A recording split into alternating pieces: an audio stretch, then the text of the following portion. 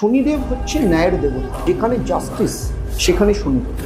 শনিদেব কিন্তু কাউকে ভিখারি থেকে রাজা বানিয়েছে, আবার অনেককে আবার রাজা থেকে রাস্তায় নিয়ে এসছে। পশ্চিম দিক হচ্ছে শনির দিক, লাইফের স্টেবিলিটি। মা লক্ষ্মীকে যদি ঠিক মতো যদি নারিশমেন্ট না করা হয়, মা লক্ষ্মী কিন্তু কারণ নয় অন্য কারো কোথাও চলে যাবে। অনেকের বাস্তু করতে গিয়ে দেখেছি জুতো এখানে ওখানে চড়িয়ে, এটা কিন্তু রাখা যাবে না। আপনার বাড়ির যে বাথরুম, সেই বাথরুমটা যতটা সম্ভব শুকনো রাখার চেষ্টা করুন। প্রত্যেকদিন বাড়ি থেকে বেরোনোর আগে 1 চামচ দই মুখে দিয়ে না। প্রত্যেকটা মানুষের জন্মছক কিন্তু আলাদা। প্রত্যেকটা মানুষের জীবনে চ্যালেঞ্জ থাকবে, চ্যালেঞ্জটাকে অবস্ট্রাকল করার রাস্তাটাকে খুঁজতে হবে।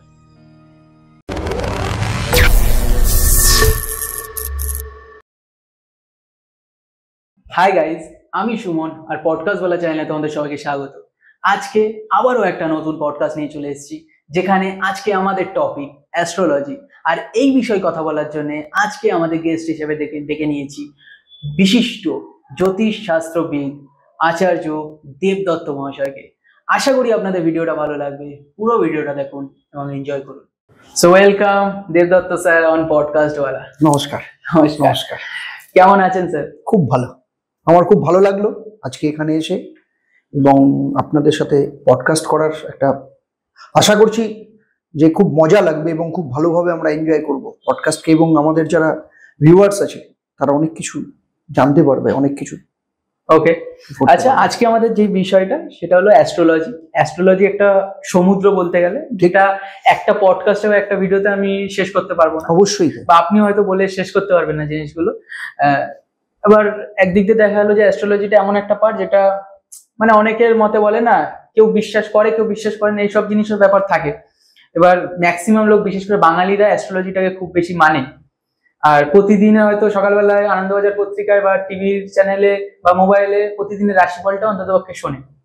তো অনেকে তো অনেক রাশিফল নিয়ে অনেকে ভিডিও করে বা অনেকে পডকাস্ট করেছে অলরেডি 2025-এ, যে প্রতিটা রাশিফল অনুযায়ী মানুষের জীবনযাপন কেমন যাবে।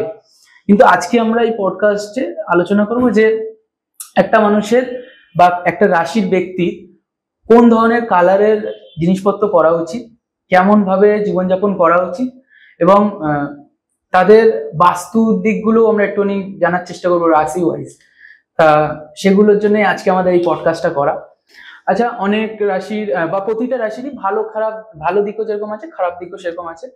তো প্রতিটা ব্যক্তিরই একটা চাওয়া পাওয়া সবসময় লেগে থাকে যে লাইফে সাকসেসটা ম্যাটার করে, আর যার আছে তার আরো চাই, যার নেই তারও চাই।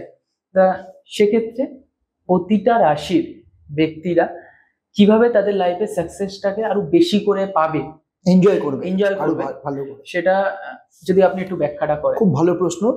এবং প্রত্যেকটা মানুষের ক্ষেত্রে সব থেকে বেশি যে চাওয়া, এমন কোনো মানুষ নেই যে যারা বেঁচে আছে যে যাদের জীবনে চ্যালেঞ্জ নেই।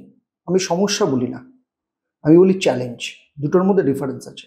আমি যদি বলি যে আমার জীবনে না প্রচুর সমস্যা আছে, তখন কোথাও না কোথাও ভেতরে একটা সেলফ ইমেজ একটা ডাউন হয়ে যায়, ভেতর থেকে একটা নেগেটিভ ইম্প্যাক্ট, যে নিজের কাজ করার, নিজের যে এগিয়ে যাওয়ার কোথাও না কোথাও একটা পিছু টান তৈরি হয়। রাদার দেন আমি যদি বলি যে আমার না প্রচন্ড বড় চ্যালেঞ্জ আছে লাইফে, কোথাও না কোথাও ভেতর থেকে একটা ট্রাস্ট দেয়, ইউ ক্যান ডু ইট। তো সেই জন্য আমি প্রত্যেককে বলছি সমস্যাটা না বলে চ্যালেঞ্জ বলার প্র্যাকটিসটা করুন। লাইফে অনেক জিনিস আপনারা নিজেরাই ওভারকাম করতে পারবেন, রাস্তা তৈরি হয়ে যাবে। যখন চ্যালেঞ্জ বলতে শুরু করবেন, দেখবেন সমস্ত অবস্ট্রাকলস গুলো কিন্তু আস্তে আস্তে সরে যাচ্ছে। যেমন একটা এই জায়গাটাতে আমি শুরু করার আগে আমি প্রত্যেককে আমি যেটা নিয়ে আমি শুরু করতে চাইছি, প্রশ্নটা এত ভালো হলো। যেমন যদি আমরা প্রত্যেকেই, আপনি বা যারা আছেন বা যারা দেখছেন, প্রত্যেকে যদি একটা প্র্যাকটিস করেন এই মুহূর্তে, যে আপনাদের মুখের সামনে যদি এরকম আঙ্গুলটা রাখেন ঠিক এইরকম ভাবে, এবং সেই আঙ্গুলটার দিকে যদি আমরা যদি ফোকাস করি, তাহলে আমাদের সামনের যে অবজেক্টগুলো আছে সেই অবজেক্টগুলো কিন্তু ব্লার হয়ে যাবে।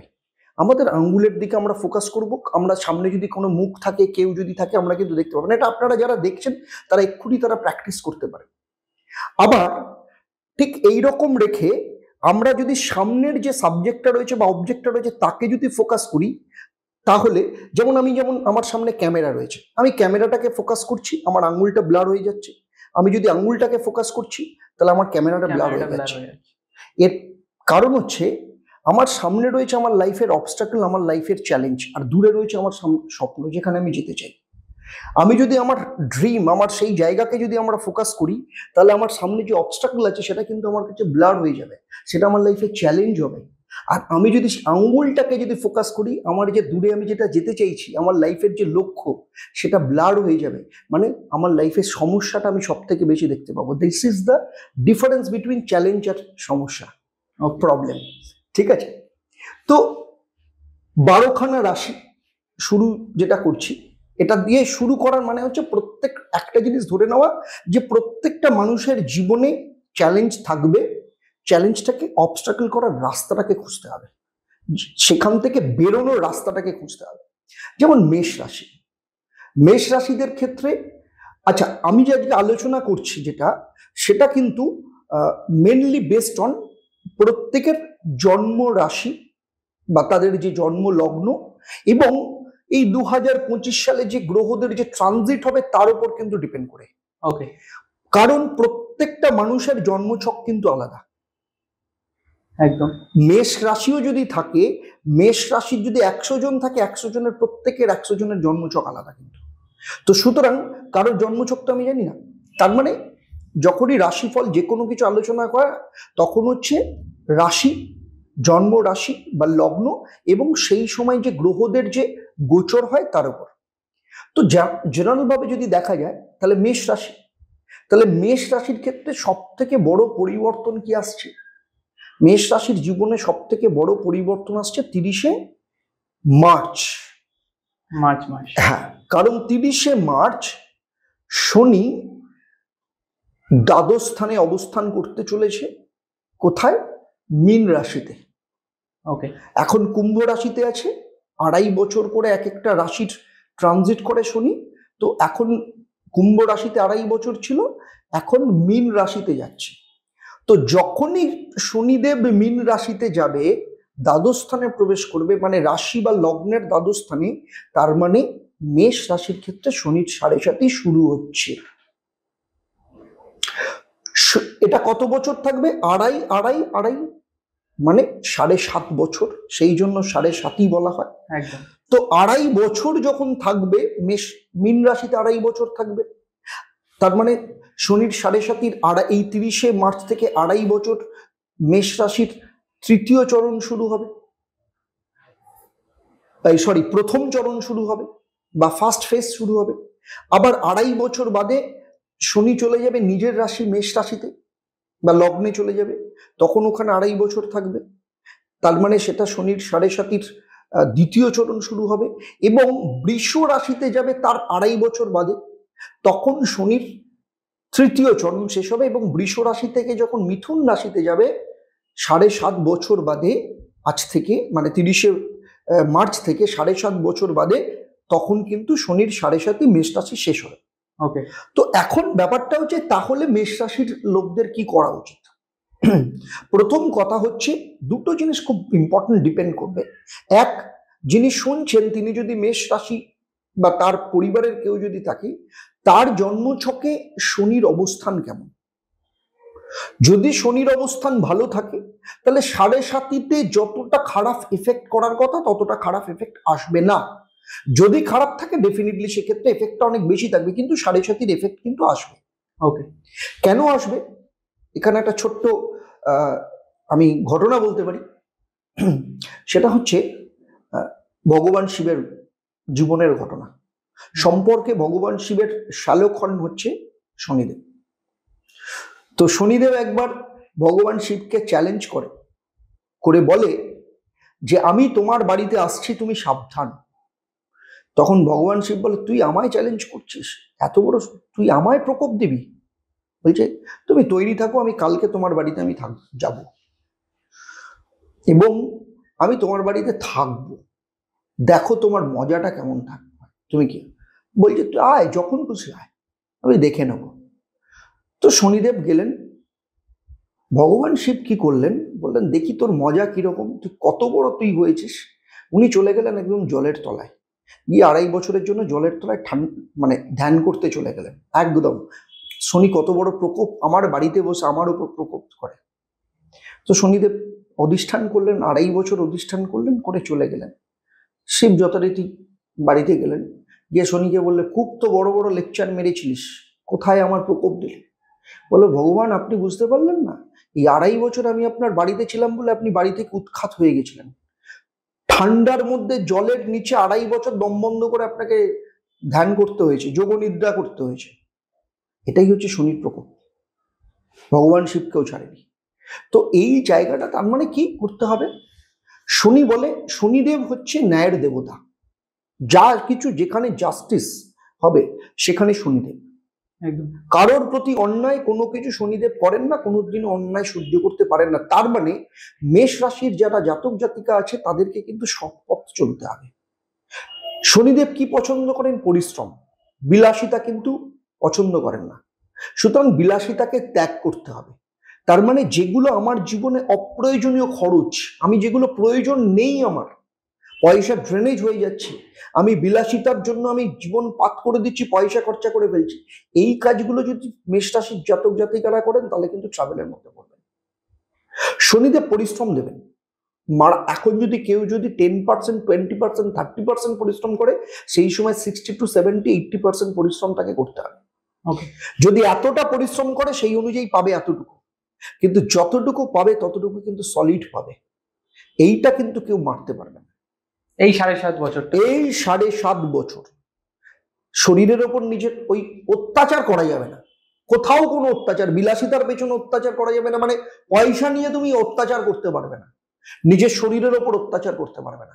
তার মানে শরীরকে ঠিকঠাক রাস্তায় নিয়ে যেতে হবে। প্রপার এক্সারসাইজ করো, ডায়েট ফলো করো, নিজের সংযমে রাখো, নেশা ত্যাগ করো, একদম সংসার ধর্ম পালন করো।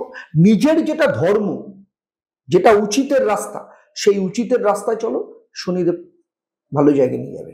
কিন্তু অনুচিত করেছো তো ফার্স্টে ল্যাং মারবে, এমন জায়গায় ল্যাং মারবে, এমন ভাবে ফেলবে, সেখান থেকে ওঠা কিন্তু খুব মুশকিল। সেই জন্য প্রপার প্ল্যানিং দরকার। প্ল্যান করে চলতে হবে। মাসের প্রথমে বাজেট করতে হবে, সেই বাজেট অনুযায়ী চলতে হবে। এইভাবে যদি চলতে পারে মেষ রাশির জাতক জাতিকারা কিন্তু প্লাসে থাকবে। ওকে। আর মানে শনিদেবের বন্ধুকে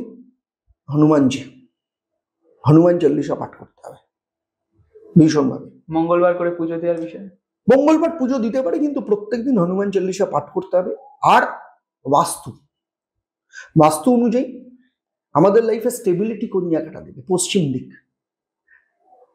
দিক স্টেবিলিটি। কারণ পশ্চিম দিক হচ্ছে সব থেকে ভারী জিনিস, স্টোর সব থেকে ভারী পশ্চিম দিক। তো পশ্চিম দিক হচ্ছে শনির দিক, লাইফে স্টেবিলিটি। সেই পশ্চিম দিক সবসময় কিন্তু ক্ল্যাটার ফ্রি রাখতে হবে। পরিষ্কার পরিচ্ছন্ন শনিদেব ভীষণ পছন্দ করে। তো সুতরাং পরিষ্কার, বাড়ির পশ্চিম দিক যেন খুব পরিষ্কার থাকে, এটা কিন্তু মাথায় রাখতে হবে। প্রত্যেকদিন সন্ধ্যেবেলায় বাড়িতে শাক বাজানো, এই জায়গাগুলো কিন্তু করতে হবে। প্র্যাকটিস যদি না থাকে, অভ্যাসে নিয়ে আসতে হবে। এখন 7.5, কারণ 7.5 এফেক্ট শুধু নিজের নয়, পরিবারের প্রত্যেকের ওপর আসে। সেই জন্য দেখা যায় যে অনেকের ক্ষেত্রে দেখা গেছে শনিদেব কিন্তু কাউকে ভিখারি থেকে রাজা বানিয়েছে, আবার অনেককে আবার রাজা থেকে রাস্তায় নিয়ে এসছে। শনিদেব কিন্তু সেই রকম জায়গা। সুতরাং শনিদেবকে যদি প্লাস হিসেবে পাওয়া যায়, সব থেকে বড় উদাহরণ কিন্তু অমিতাভ বচ্চন। ওকে। ভিখারি অবস্থায় চলে গেছিলেন, একদম সেখান থেকে কিন্তু কেবিসির হাত ধরে কিন্তু অনেক দূর চলে গেছে। আজকে কিন্তু সেই জায়গাটা ভোগ করছেন। শনিকে কিন্তু উনি নারিশ করেছেন। তো সুতরাং সেই জায়গাটা কিন্তু ভীষণ ইম্পর্টেন্ট। এখানে আমার একটা কোয়েশ্চেন আছে, সেটা হলো যে মেষ রাশির ক্ষেত্রে আপনি যেটা বলছেন যে 7.5 বছর 7.5 চলছে এটা, তা সেক্ষেত্রে আপনি বললেন যে পুরো ফ্যামিলির ওপর এফেক্টটা পড়ে। সে ফ্যামিলিতে যদি অন্য মেম্বাররা অন্য রাশির হয়, সেক্ষেত্রেও কি জিনিসটা পড়বে? ডেফিনেটলি। সেখানে আবার ডিপেন্ড করছে কোথায় হয়। যেমন একটা ছোট্ট যদি উদাহরণ দিই, ইনফেকশন কারোর হয় বাড়িতে, যদি কারোর থাকে, অনেক সময় বলা যায় যে জ্বর সবার হয়, কিন্তু কেউ কেউ আবার জ্বরও হয় না। আবার অনেকের ক্ষেত্রে জ্বরটা খুব তাড়াতাড়ি হয়, ইনফেকশাস ডিজিজ গুলো যেগুলোকে বলি। ছোঁয়াচে কেন রোগ। কেন কেন হয়? তার কারণ হচ্ছে যার ইমিউনিটি পাওয়ার কম থাকে তার উপর ইনফেকশনটা বেশি হয়, যার ইমিউন পাওয়ার যার বেশি তার ইনফেকশনটা কম হয়। একদম। ঠিক আছে, তেমনি চার্টের ক্ষেত্রে, জন্মছকের ক্ষেত্রে কারোর যদি উইক থাকে ডেফিনেটলি সেখানে প্রকোপটা অনেক বেশি হবে। আর ব্যাপারটা হচ্ছে বাড়িতে এটা তো সাধারণভাবে পরিবার একজন তো হয় না, 2-3 জনে মিলে পরিবারের কেউ একজন যদি সমস্যায় থাকে বাকিরা এফেক্টেড হয় কিছু না কিছু ভাবে। তো শনিদেবের ক্ষেত্রে এই জায়গাটা ভীষণ ইম্পর্টেন্ট। এই জায়গাটাতে সেই জন্য সবসময় না নিজেকে সারেন্ডার করতে হয়, সারেন্ডার পজিশনে যেতে হয়, যে তুমি আমায় পথ দেখাও, তুমি যেভাবে বলবে আমি সেইভাবে চলবো, আমার সেই জায়গাটা দেবে। আবার বৃষ রাশির ক্ষেত্রে শনির কেস কিন্তু অন্যরকম যাচ্ছে। বৃষ রাশির শনি 7.5ও নেই, শনির ঢাইয়াও কিছু নেই। ঢাইয়া মানে 2.5 বছরের ফেস, আমি আসছি পরে। বৃষ রাশির ক্ষেত্রে শনি কোথায় আসছে? 30 বছর বাদে বৃষ রাশির ক্ষেত্রে শনি আসছে কিন্তু একাদশ স্থান। একাদশ স্থান মানে হচ্ছে সফলতার জায়গা, প্রফিটের জায়গা। জীবনে আমি কতটা সফল হব, কতটা সফলতা আমার জীবনে আসবে সেটা কিন্তু ডিপেন্ড করে একাদশ স্থান, জন্মছক অনুযায়ী। সেই একাদশ স্থানে মীন রাশিতে শনিদেব আসছে। এবার 18ই মের পর মীন রাশিতে রাহু বসে আছে, রাহু কিন্তু কুম্ভ রাশিতে চলে যাবে, ফলে মীন রাশি কিন্তু ফ্রি হয়ে যাবে, তখন রাহুর জায়গাটা থাকবে না। মানে 18ই মের পর বৃষ রাশির ক্ষেত্রে অনেক দিন ধরে স্টাকনেস ছিল। তারপরে বৃষ রাশিতে বৃহস্পতি এতদিন বসছিল, মে মাসে বৃহস্পতিও বৃষ রাশি থেকে চলে যাবে, মিথুন রাশিতে যাবে। ফলে বৃষ রাশির মধ্যে অনেক কিছু সমস্যা চলছিল, স্টাকনেস ছিল, ডিসিশন নিতে সমস্যা ছিল, পেটের সমস্যা ছিল, অনেক রকম ছিল, লড়াই ছিল, রিলেশন নিয়ে সমস্যা ছিল, সেইগুলো কিন্তু আস্তে আস্তে ঠিক হবে। কেরিয়ারের ক্ষেত্রে একটা ভালো জায়গা দেবে, স্টেবিলিটি দেবে, সমস্ত কিছু দেবে। আবার সেই জন্য বৃষ রাশির যারা জাতক জাতিকা আছে তাদের উচিত মা লক্ষ্মীর পুজো করা, ভীষণ দরকার। মা লক্ষ্মীর আরাধনা করা উচিত। প্রত্যেক দিন সকালবেলা বাড়ি থেকে বেরোনোর আগে একদম শুদ্ধ বস্ত্রে মা লক্ষ্মীর পুজো করা, মা লক্ষ্মীকে সাধ্য মতো সেটা যা কিছু নকুলদানা হোক, নকুলদানা, মিষ্টি হোক, মিষ্টি দিয়ে পুজো দেওয়া, এবং সেখান থেকে কিছুটা প্রসাদ রূপে নিজে গ্রহণ করে তারপর বাড়ি থেকে বেরোনো উচিত। এটা একটা কাজ। এবং সন্ধ্যেবেলা যখন বাড়িতে ফিরছে মা লক্ষ্মীর সামনে একটা ঘিয়ের প্রদীপ জ্বালানো, এটা একটা যেমন দরকার, তেমনি আর একটা যেটা খুব ইম্পর্টেন্ট জায়গা, সেটা হচ্ছে আমরা একটা জিনিস কিন্তু খুব প্রবলেমেটিক জায়গা করি। এটা শুধু বৃষ রাশি দিয়ে বলছি, কিন্তু এটা সব রাশির জাতক জাতিকাদের ক্ষেত্রে কিন্তু খুব ইম্পর্টেন্ট।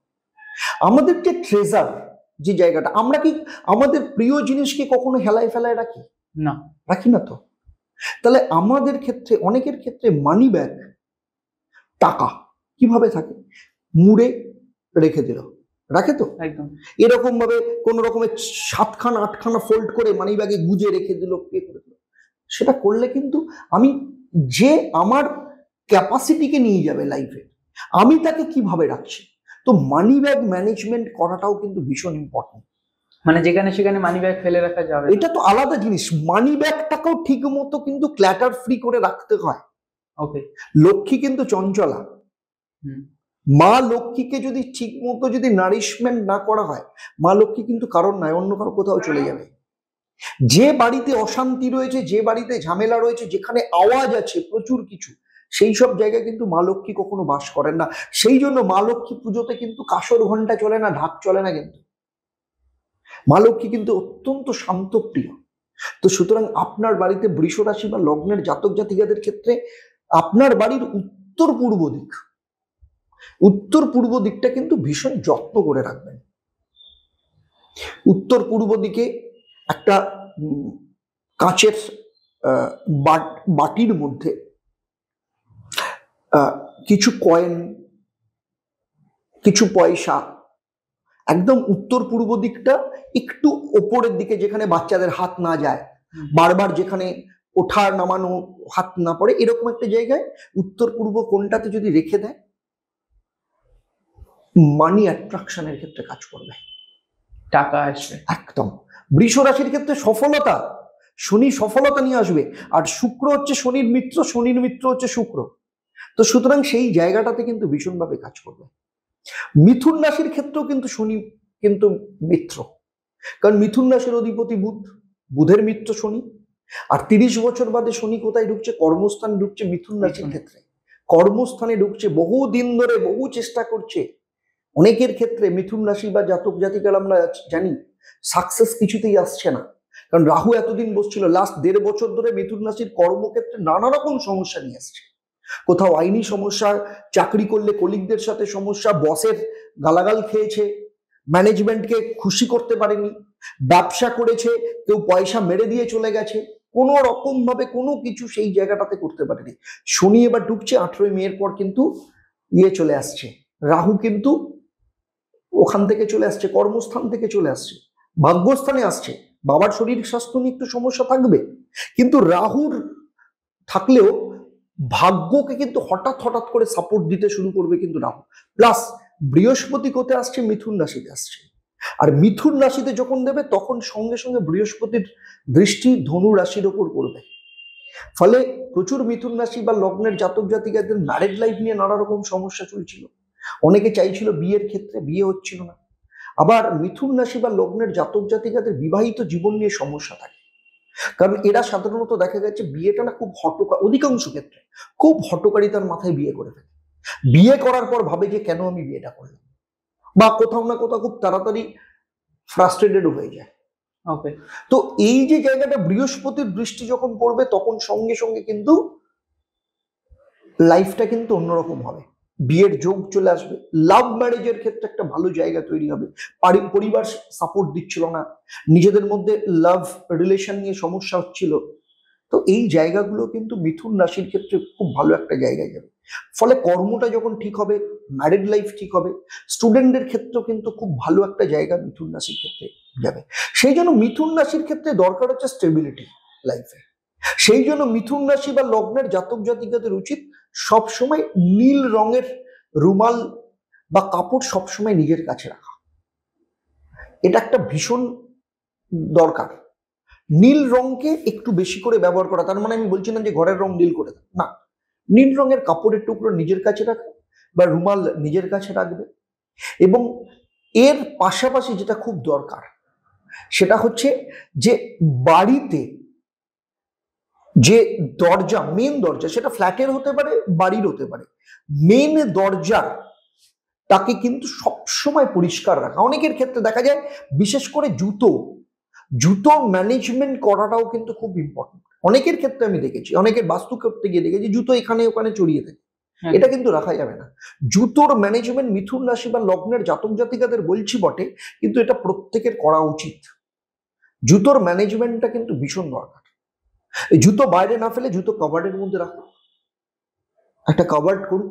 এবং সেটা কিন্তু ওই অনেকের থাকে, আমি দেখেছি জুতোর টাক করেছে কিন্তু সেটা কভার দেওয়া নেই, ওপেন না, ওটাকে কভার করে দাও। এটা সব রাশির ক্ষেত্রে, সব রাশির ক্ষেত্রে। মিথুন রাশির ক্ষেত্রে কিন্তু এইটা দরকার। লাইফের প্রসপারিটির যে জায়গাটা দরজা হয়ে তো আসবে, তো সুতরাং দরজার ক্ষেত্রে এটা রাখা ভীষণ দরকার। আর বাড়ির যদি দরজার দিক বা দক্ষিণ দিকের যে দেওয়াল আছে, দক্ষিণ দিকের যে দেওয়াল, সেখানে পঞ্চমুখী হনুমানের ছবি রেখে দেওয়া, এটা খুব দরকার মিথুন রাশির ক্ষেত্রে। লাইফে কিন্তু অনেক ভালো জায়গায় তারা যেতে পারবে ভীষণভাবে। অনেক দিন ধরে সমস্যার মধ্যে চলছিল, সেই জায়গাটা যাবে। আর কর্কট রাশির ক্ষেত্রে কিন্তু একটা ভালো জিনিস আসছে।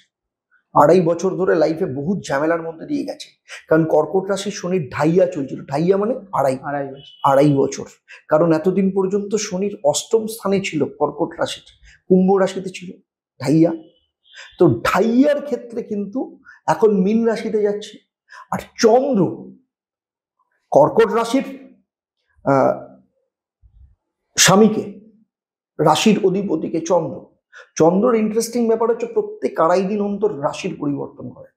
ফলে মিথুন রাশির লোকেরা, কর্কট রাশির লোকেরা কোনো দিনে কোনো জিনিসে স্ট্রিক্ট থাকতে পারে না। ডিসিশন বারবার চেঞ্জ হয়, সেটা রিলেশনের ক্ষেত্রে হোক, কেরিয়ারের দিক থেকে হোক, পড়াশোনার ক্ষেত্রে হোক, যে কোনো ক্ষেত্রে। আর খরচের হাতে এদের প্রচুর বেশি। আর সব সময় ইমোশনাল হয়ে চিন্তা ভাবনা করে, লাইফে ঝাটটাও খায় ইমোশনাল হওয়ার জন্য। এদের মধ্যে একটা মায়ের একটা ব্যাপার ভীষণভাবে থাকে। চন্দ্র তো মাতৃকারক গ্রহ, ফলে মায়ের স্বভাব, মায়ের ব্যাপারটা এদের ওপর ইনফ্লুয়েন্সটা ভীষণভাবে থাকে। যেমন যদি বাবার কাছে কেউ যায়, বাবা লজিক্যালি বলবে, মা কিন্তু লজিক্যালি থেকেও ইমোশনাল কথাটা বলবে। মায়ের কাছে ভালোবাসাটা কিন্তু অন্যরকম। বাবা মুখে বলবেন আমি তোমায় ভালোবাসি, মা কিন্তু কেঁদে ভাসিয়ে দেবে। তো কর্কট রাশির জাতক জাতিকাদের ক্ষেত্রে কিন্তু সেই জায়গাটা ভীষণ জায়গাটা হয়। 2.5 দিন অন্তর একটা করে রাশির ক্ষেত্রে পরিবর্তন করছে। তো 2.5 দিন যখন করছে, কবি খুশি কবি গম, কখনো কখনো ভালো, কখনো কখনো খারাপ, কখনো কখনো মুড ভালো, কখনো কখনো মুড খারাপ। এদের মুড সুইং কিন্তু মারাত্মকভাবে হয়। তো এতদিন ধরে অষ্টমে শনি থেকে এদেরকে কিন্তু, অষ্টমে শনি, কুম্ভ রাশিতে শনি মানে তার সপ্তম দৃষ্টি কোথায় পড়েছিল? অর্থস্থানে, সিংহ রাশি। আবার ইন্টারেস্টিং ব্যাপার হচ্ছে রবি আর শনি পিতা পুত্রের সম্পর্ক, কিন্তু সব থেকে খারাপ সম্পর্ক। সেই জন্য রবি শনির সম্পর্ককে অতি শত্রু যুগ বলে। কারণ রবি বা সূর্য তো শনিকে অস্বীকার করেছিল সন্তান হিসেবে, ছায়ার পুত্র বলে, নাজায়েজ অলাদ হিসাবে ইয়ে করে ট্রিট করেছে। তো সেই ক্ষেত্রে শনি খেপে গেছে। শনি বলে যে তুমি যেখানেই থাকবে সেখানেই আমি তোমাকে ছায়ায় নিয়ে যাব। সেই জন্য সকাল 6টা থেকে বা সূর্য ওঠা থেকে 12টা অবধি সূর্যের যে কিরণ, সূর্যের যে আলো, সেটা কিন্তু পজিটিভ। সেইখানে কিন্তু প্রচুর রোগ প্রতিষেধক ক্ষমতা থাকে। সেই সময় যদি সানবাথ নেওয়া যায়, সেই সময় যদি সূর্যকে যদি কাজে লাগানো যায়, সূর্যের পুজো সেই জন্য সেই সময় করা হয়। 12টার পর থেকে সূর্যাস্ত পর্যন্ত সে কিন্তু ছায়ার দখলে চলে যায়। তো সেই জন্য 12টার পর থেকে সূর্যাস্ত পর্যন্ত সূর্য কিন্তু খারাপ। সেই জন্য যাদের সাইনাসের প্রবলেম আছে, মাইগ্রেনের সমস্যা আছে, বিকেলে রোদ লাগলে মাথার যন্ত্রণা হয়, সেই একই কারণে। একদম দুপুরবেলা থেকে জিনিসটা একদম তাই। হ্যাঁ, তো সেই জন্য এই যে অতি শত্রুর সম্পর্কের যে জায়গাটাতে, এই জায়গাটার দোলাচলে পড়ে গেছিল কর্কট রাশি বা লগ্নের জাতক জাতিকারা। এখন আস্তে আস্তে তাদের রিলিফ হবে, খুব ধীরে ধীরে রিলিফ হবে। কেন ধীরে ধীরে বললাম? শনি কিন্তু খুব স্লো মুভিং প্ল্যানেট। একটা রাশি পরিবর্তন করতে 2.5 বছর সময় লাগে। তো সেই জন্য শনি কিন্তু তাদের রিলিফ দেবে। বৃহস্পতি আসছে দ্বাদশ স্থানে, আর বৃহস্পতি যখন দ্বাদশ স্থানে আসছে, ষষ্ঠ স্থানের উপর দৃষ্টি দেবে, ধনু রাশির উপর নিজের ঘরে। ষষ্ঠ স্থান মানে সপ্তম দৃষ্টি তখন ষষ্ঠ স্থানের উপর পড়বে। এই যে মুড সুইং হয়ে যাওয়া, তারপরে শারীরিক দিক থেকে নানা রকম সমস্যা অনেকের ক্ষেত্রে আসে, অ্যাংজাইটি, ডিপ্রেশন, এগুলো থেকে রিলিফ হবে। আর একটা জায়গা থেকে কর্কট রাশির এতদিন ধরে মারাত্মকভাবে ভুগছিল, সেটা হচ্ছে ঋণে জর্জরিত হয়ে গেছিল। ওকে, শত্রুতা আসছিল, এই জায়গাটা থেকে কিন্তু আস্তে আস্তে কিন্তু রিলিফ পাবে তারা। কারণ বৃহস্পতির দৃষ্টি যখন ষষ্ঠ স্থানে আসবে, শত্রু স্থানটাকে সে কিন্তু ঠিক করবে। এই সময় কর্কট রাশির লোক যদি, আমি আবার মেষ রাশির মতো যদি প্ল্যান করে চলতে পারে, প্রপার প্ল্যানিং একদম, কর্কট রাশির জাতক জাতিকা যারা শুনছেন তাদের ফার্স্ট কাজ হচ্ছে এই প্রোগ্রামটা শোনার পর বাড়িতে বসে একদম খাতা পেন নিয়ে লেখা, আমার কাছে কি কি জিনিস আছে, আমার কাছে পজিটিভ কি কি আছে, আমার কাছে অবস্টাকল, আমার কাছে চ্যালেঞ্জ কি আছে, আর এখান থেকে রিকভার করার জন্য আমার কাছে রাস্তা কি আছে, আমার কাছে পয়সা কি আছে, আমার কাছে খরচা কি আছে। এই সমস্ত কিছু যদি লিখে লিখে লিখে লিখে যদি চলতে পারে না, মোটামুটি 6 মাস থেকে 8 মাস সময় লাগবে এই জায়গাটা থেকে বেরোতে। সেই জন্য মিথুন রাশির লোকেদের আরেকটা জিনিস দরকার, সেই জন্য হচ্ছে মাথা ঠান্ডা রাখা। এই সরি, কর্কট রাশির লোকদের দরকার হচ্ছে মাথা ঠান্ডা রাখা। সেই জন্য প্রত্যেকদিন বাড়ি থেকে বেরোনোর আগে 1 চামচ দই মুখে দিয়ে বেরোবে, আর কপালে সবসময় সাদা চন্দনের তিলক লাগাবে। এইটা কিন্তু খুব খুব দরকার। আর আপনার বাড়ির যে বাথরুম, ভেরি ভেরি ইম্পর্টেন্ট, আপনার বাড়ির যে বাথরুম, সেই বাথরুমটা যতটা সম্ভব শুকনো রাখার চেষ্টা করুন। ওকে, ভেজা যেন না থাকে। এর ফলে কি হয়? তাতে করে চন্দ্র কিন্তু তার মাথা আরো খারাপ করে দেবে। কর্কট রাশির স্বামী চন্দ্র। বাথরুম এবং আপনার বাড়ির উত্তর পশ্চিম ক্ষেত্র, এই দুটো জায়গা যেন খুব পরিষ্কার থাকে আর ড্রাই থাকে। আপনার বাড়ির বাথরুম যেন সবসময় দেখবেন যেন ড্রাই থাকে, ভেজা যেন না থাকে, এইটা কিন্তু মাথায় রাখতে হবে। আর যতটা পারবেন একটু হালকা রঙের জামা কাপড় পরা, একটু বাড়িতে যদি কালার থাকে খুব ডিপ কালার, অনেকের ক্ষেত্রে দেখা গেছে ভীষণভাবে একটা দেওয়ালের রং একরকম, আরেকটা দেওয়ালের রং আরেক রকম, আরেকটা দেওয়ালের রং আরেক রকম, একটা ঘরের রং আরেক রকম, এটাতে কিন্তু বাস্তু ক্ষেত্রে কিন্তু বাস্তু কুপিত হয়।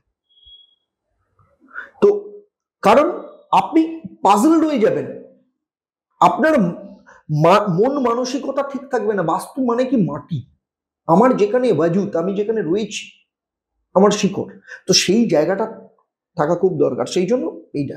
আর সিংহ রাশির ক্ষেত্রে বলবো শনির ঢাইয়া শুরু হতে চলেছে, সবে শুরু হচ্ছে সিংহ রাশিতে। সিংহ রাশির ক্ষেত্রে অষ্টমে শনি যাচ্ছে, মীন রাশির ক্ষেত্রে, ফলে আপনাদের কিন্তু মেজাজ গরম হবে, ব্লাড প্রেশারের যদি সমস্যা থাকে কন্ট্রোল করতে হবে, ডায়াবেটিকে যারা পেশেন্ট আছেন তাদেরকে কিন্তু খুব সাবধানে থাকতে হবে। আর সিংহ রাশির এমনিতেই মাথা গরম হয়, ছোট ছোট বিষয় নিয়ে মাথা গরম করে ফেলে, হাইপার হয়ে যায়। তো এই জায়গাগুলো কিন্তু ভীষণভাবে দরকার। যদিও বৃহস্পতির আসছে একাদশ স্থানে, এটা একটা প্লাস পয়েন্ট। এবং শুধু তাই নয়, বৃহস্পতির সপ্তম দৃষ্টি পড়বে হচ্ছে চতুর্থ স্থানে। তো চতুর্থ স্থানে যখন বৃহস্পতির সপ্তম দৃষ্টি পড়বে, আর কোথায় পড়বে? বৃহস্পতির পঞ্চম দৃষ্টি পড়বে তৃতীয় স্থান তুলা রাশিতে। যদি একটু ভালো করে চলতে পারে, কমিউনিকেশন স্কিল কিন্তু ভালোভাবে বাড়াবে, মানুষের সাথে যোগাযোগ দেবে, বড় বড় মানুষের সাথে যোগাযোগ দেবে। কিন্তু কখনো কখনো নিজের কথাবার্তা, নিজের মেজাজ, কেন? তার কারণ হচ্ছে শনির সপ্তম দৃষ্টি দ্বিতীয় স্থানের উপর পড়বে, আর দ্বিতীয় স্থান হচ্ছে কথা। তো কখনো কখনো আপনাদের মনে হবে একটু নেগেটিভ চিন্তা ভাবনা আসবে, একটু নেগেটিভ ভাইবস আসবে। সেই জন্য কি দরকার? আপনাদের মধ্যে ঊর্জা দরকার ভীষণভাবে। তো ঊর্জা দরকার, তার জন্য কি করতে হবে? প্রত্যেকদিন সকালবেলা উঠে তামার পাত্রে গঙ্গার জল নেবেন, তার মধ্যে একটু মিশ্রি দেবেন, মিছরি দিয়ে সূর্যদেবকে জল অর্পণ করুন এবং সেই সাথে গায়ত্রী মন্ত্র পাঠ করুন। ওকে, এটা ভীষণ দরকার। আর আর হচ্ছে বৃহস্পতি, বৃহস্পতিকেও কিন্তু আপনাকে একটু পজিটিভ জায়গায় নিয়ে আসতে হবে। কারণ বৃহস্পতি আপনার চতুর্থ স্থান নিয়ে দৃষ্টি দেবে। চতুর্থ স্থান মাতৃস্থান, চতুর্থ স্থান সম্পত্তির জায়গা, চতুর্থ স্থান লাইফের স্টেবিলিটির জায়গা। এবং বৃহস্পতি যখন তার একাদশ স্থানে প্রবেশ করছে, সিংহ মিথুন, মিথুন থেকে সিংহ কন্যা 2, চতুর্থ পঞ্চম স্থানে, আমি ভুল বললাম, সরি, পঞ্চম স্থানে প্রবেশ করছে। পঞ্চম স্থানে যখন বৃহস্পতি ধনু রাশিতে যখন দৃষ্টিটা দিচ্ছে, যখন দিচ্ছে পঞ্চম স্থানে, অনেকের ক্ষেত্রে দেখা গেছে সন্তান নিয়ে নানা রকম সমস্যার মধ্যে চলছিল। কারণ একটা জিনিস বলবো, রবি শনির সম্পর্ক বলছিলাম, একদম কোথাও না কোথাও সন্তানের সাথে ক্লাশ তৈরি হতে পারে। কিন্তু এই সময় বৃহস্পতি পঞ্চম স্থানে দৃষ্টি দিচ্ছে, আলটিমেটলি কোথাও না কোথাও একটা ভালো, আর একটা জায়গাতে খুব ভালো পেয়ে দেবে। অনেকে ফ্যামিলি প্ল্যানিং করছিলেন কিন্তু কোনোভাবে সাপোর্ট আসছিল না ফ্যামিলি প্ল্যানিং এর ক্ষেত্রে। এই সময় কিছু না কিছু ফ্যামিলি প্ল্যানিং এর সাপোর্ট কিন্তু দেবে, কারণ বৃহস্পতি হচ্ছে।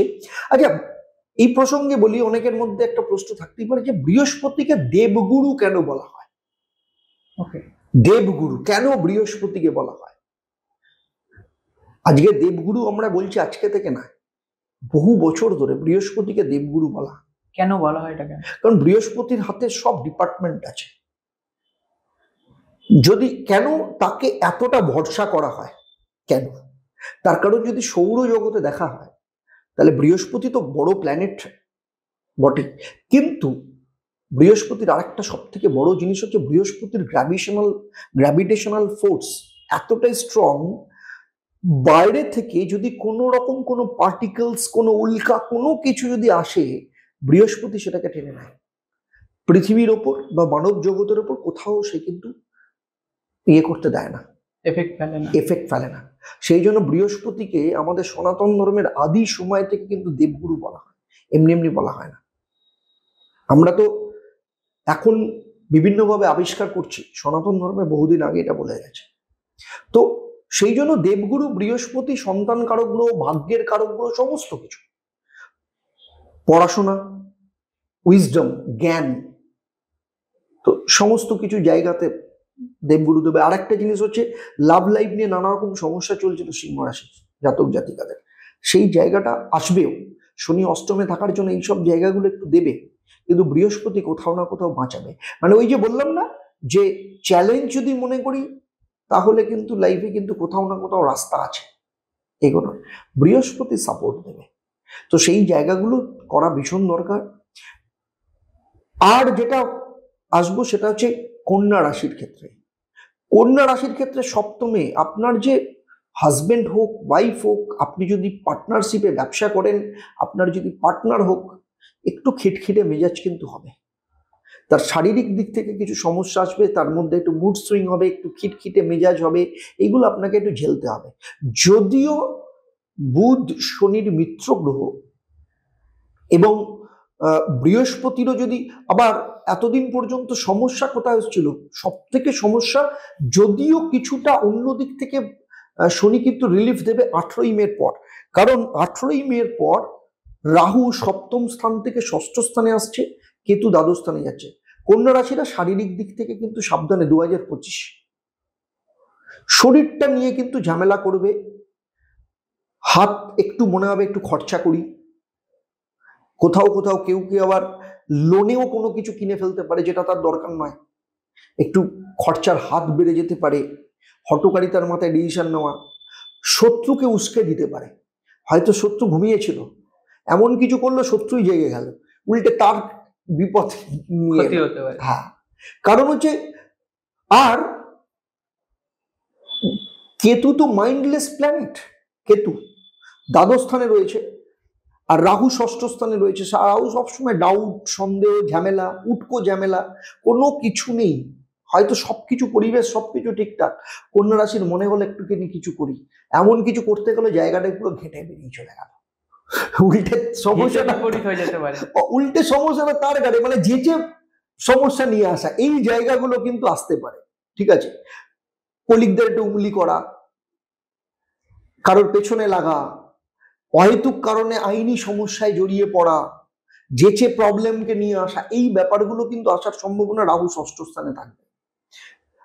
শনি কোথাও না কোথাও একটু সমস্যা দেবে, তবুও সেই জায়গাটাতে, সেই জন্য আমি বলবো যে অনেকের ক্ষেত্রে দেখা গেছে যে আবর্জনার রান্নাঘরে আবর্জনা জমিয়ে রাখা একটা হ্যাবিট থাকে। আচ্ছা, রান্নাঘর কি? রান্নাঘর হচ্ছে একটা ফ্যামিলি, একটা মানুষের কিন্তু এপি সেন্টার, আমাদের এপি সেন্টার। কারণ সেখান থেকে রান্না হয়, সেটা আমাদের নিউট্রিশনের কাজে লাগে, আমাদের প্রসপারিটি আসে, শরীরের প্রসপারিটি, সংসারের প্রসপারিটি, গ্রোথ, সমস্ত কিছু তো হয় নিউট্রিশন দেয়। কিন্তু অধিকাংশ ক্ষেত্রে আমরা রান্নাঘরটাকে কিন্তু ভীষণভাবে নোংরা করে রাখি। রান্নাঘর কিন্তু অন্নপূর্ণা দেবীর জায়গা, যিনি অন্ন দিচ্ছেন। তো সুতরাং আমি বলবো রাত্রিবেলা ওই যে অনেকের এঁঠো বাসন রাত্রিবেলা রেখে দেওয়ার অভ্যেস থাকে, পরের দিন যিনি কাজের লোক তিনি আসবেন তার ভরসায় রেখে দেওয়া। আমার মনে হয় অন্তত আপনি পুরোপুরি না করুন, অন্তত একটা ফার্স্ট স্টেজ যে ধোয়া, সেই ধোয়ার জায়গাটা করে অন্তত একটু ভালোভাবে রেখে দিন, পরের দিন আসুক সে ভালো করে পরিষ্কার করুক সমস্ত কিছু। আবার সমস্ত কিছু ওই ডাস্টবিনের জায়গা, গার্বেজের জায়গা, সমস্ত কিছু ওই রান্নাঘরের এমন একটা জায়গা, সেখানে পরের দিন বাঁশি বাজিয়ে লোক আসবে নিতে, তার অপেক্ষা করে রাখা, পরের দিন সেটা নিয়ে যাওয়া, কালো কালো প্লাস্টিক, সবুজ প্লাস্টিকের গল্প। তা আমার মনে হয় এটা রান্নাঘরটা অন্তত না রাখা উচিত, এমন একটা জায়গা রাখা উচিত যেটা আপনার ক্ষেত্রে হাইজেনিক। রান্নাঘর তো নয়, কারণ রান্নাঘর সব থেকে বড় হাইজেনিক জায়গা। তো সেই জায়গাটা কিন্তু কন্যা রাশির লোকজনদের কিন্তু এটা সবাইকে মেনটেন করতে হবে, কিন্তু কন্যা রাশি বা লগ্নের জাতক জাতিকাদের এটা সব থেকে বেশি মেনটেন করতে হবে। আর একটা জিনিস খুব ইম্পর্টেন্ট কন্যা রাশির জাতক জাতিকাদের বলবো, সেটা হচ্ছে আপনার যে রান্নাঘর, জানি অনেকের মধ্যে আঁশ বা নিরামিষ আমিষের ব্যাপার থাকে, তবুও বলবো একটু ওপরে পূর্ব দিকের দেওয়ালে মা অন্নপূর্ণার ছবি লাগাবেন রান্নাঘরে। হ্যাঁ, অন্য কোনো দেবতার ছবি কিন্তু রাখবেন না। আর একটা জিনিস অনেকের ক্ষেত্রে হ্যাবিট থাকে, এটা আমি ইন জেনারেল সবাই বলতে বলতে মাথায় এলো, অনেক লোক ওষুধ খেতে ভুলে যায়, সেই জন্য কি করে অনেকে ফ্রিজের মাথায় রান্নাঘরে ওষুধ রেখে দেয়, রান্না করতে করতে মনে পড়লো ওষুধ খাচ্ছি। রান্নাঘরটা কিন্তু আপনার রোগ তৈরির জায়গা নয়, আপনি ওষুধকে রাখছেন মানে যেচে কিন্তু আপনি রোগকে নিয়ে আসছেন। তো রান্নাঘরটা কিন্তু আপনার পুষ্টি পাওয়ার জায়গা, রোগ সারানোর জায়গা নয়।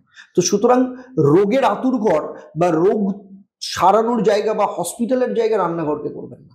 সব রাশির ক্ষেত্রে, সব রাশির ক্ষেত্রে এটা কিন্তু একদম জেনারেল আমি বলছি। ওষুধ কিন্তু কখনো রান্নাঘরে রাখবেন না, এটা কিন্তু ভীষণ ইম্পর্টেন্ট। ওষুধ রান্নাঘরে রাখা মানে প্রবলেম, অনেকের ক্ষেত্রে থাকে, আমি দেখেছি। আমি বাস্তুক্ষেত্রে করতে গিয়ে আমি এরকম অনেককে দেখেছি, সারা জীবন ধরে রোগ সারছে না। রোগ সারবে কোথা থেকে? আরে যেখান থেকে এপিসেন্টারেই আপনি ওষুধ করে রেখে দিয়েছেন, ওষুধ রাখছেন, তো রোগটা সার্বিক করে। ছোট্ট ছোট্ট জিনিস কিন্তু বিরাট বড় ফ্যাক্টর হিসাবে কাজ করে। এমন অনেকের ক্ষেত্রে দেখা গেছে, আমি একদম প্র্যাকটিক্যালি বলছি, দশা খুব ভালো। আমাদের তো সময় নির্ণয় করে দশা, দশা ভালো, তার জন্মচক্রে সমস্ত কিছু ভালো, রাশির পজিশন ভালো, বর্তমানে ট্রানজিটে সমস্ত কিছু ভালো, তবু তার লাইফ হেল হয়ে যাচ্ছে বিকজ অফ বাস্তু। আমরা বাস্তুকে মানি না। বাস্তুকে সব থেকে ভারতবর্ষের মধ্যে যদি সব থেকে বেশি যারা মানে, তারা হচ্ছে সাউথ ইন্ডিয়ান লোকেরা। ওকে, বাস্তু ছাড়া ওরা কোনোভাবে কোনো ক্ষেত্রে কিন্তু বাড়ি ওরা অ্যাকসেপ্ট করে না।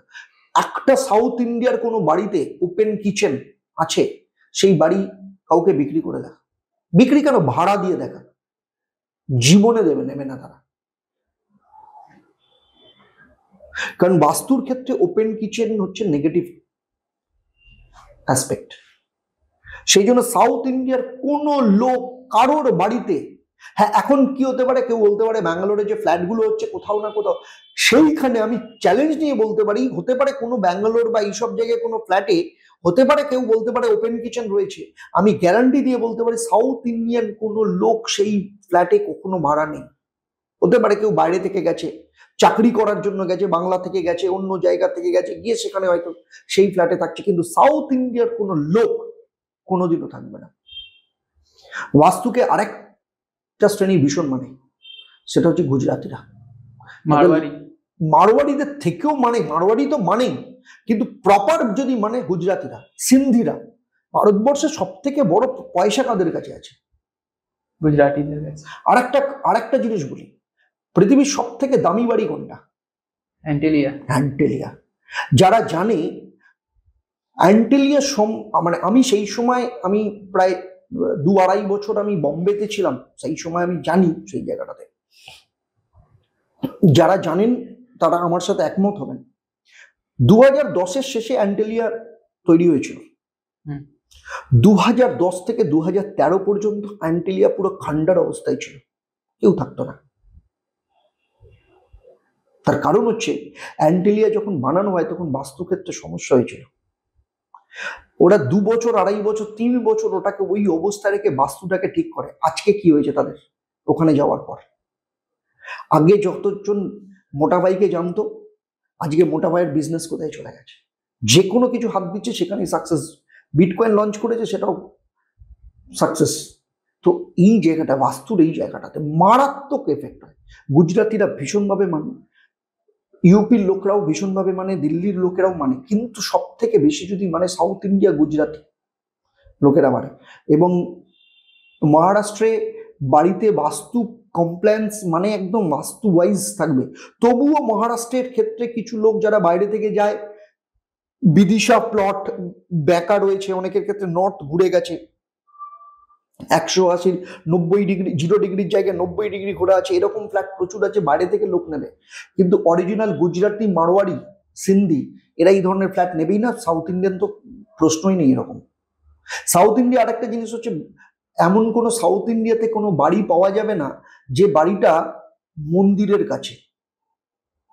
মন্দিরের কাছাকাছি কোনো বাড়ি হয় না, কোনো বাড়িতে সাউথ ইন্ডিয়ায় কোনো বাড়ি মন্দিরের কাছে থাকবে না।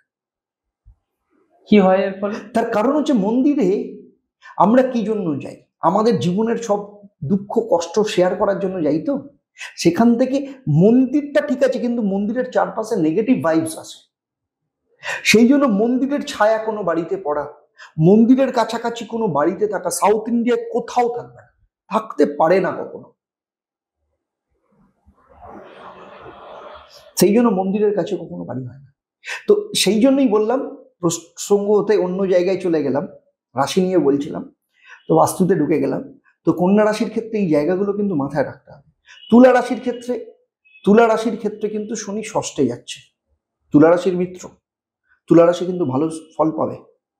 এবং বৃহস্পতি এতদিন পর্যন্ত নিজের ঘরেই ছিল, মানে হচ্ছে বৃষ রাশিতে, তুলা রাশির অধিপতিকে শুক্র, আর বৃহস্পতি শুক্রের মধ্যে সম্পর্ক ভালো নয়, দেবগুরু আর দৈত্যগুরু, সেই জন্য দৈত্যগুরু যোগ হয়, বৃহস্পতি শুক্রের কানেকশনে দৈত্যগুরু যোগ হয়। তো এখন পর্যন্ত কি অবস্থা রয়েছে, শুক্র রয়েছে মীন রাশিতে বৃহস্পতির ঘরে, বৃহস্পতি আছে শুক্রের ঘরে, মানে ক্ষেত্র বিনিময়ের মাধ্যমে দৈত্যগুরু যোগ তৈরি করে রয়েছে। এই সময় তুলা রাশি, বৃষ রাশির লোকেরা কিন্তু খুব সমস্যার মধ্যে দিয়ে রয়েছে এই জায়গাটাতে। আস্তে আস্তে রিলিফ পাবে তারা যখন মিথুন রাশিতে চলে যাবে। আর বৃহস্পতি যখন অষ্টম স্থান থেকে নবম স্থান ভাগ্যস্থানে যাবে, ভাগ্যের রাস্তা তৈরি করবে, ভাগ্যপতি ভাগ্যস্থানে যাচ্ছে, কারণ বৃহস্পতি তো ভাগ্য অধিপতি গুলো, ভাগ্যকে দেয়।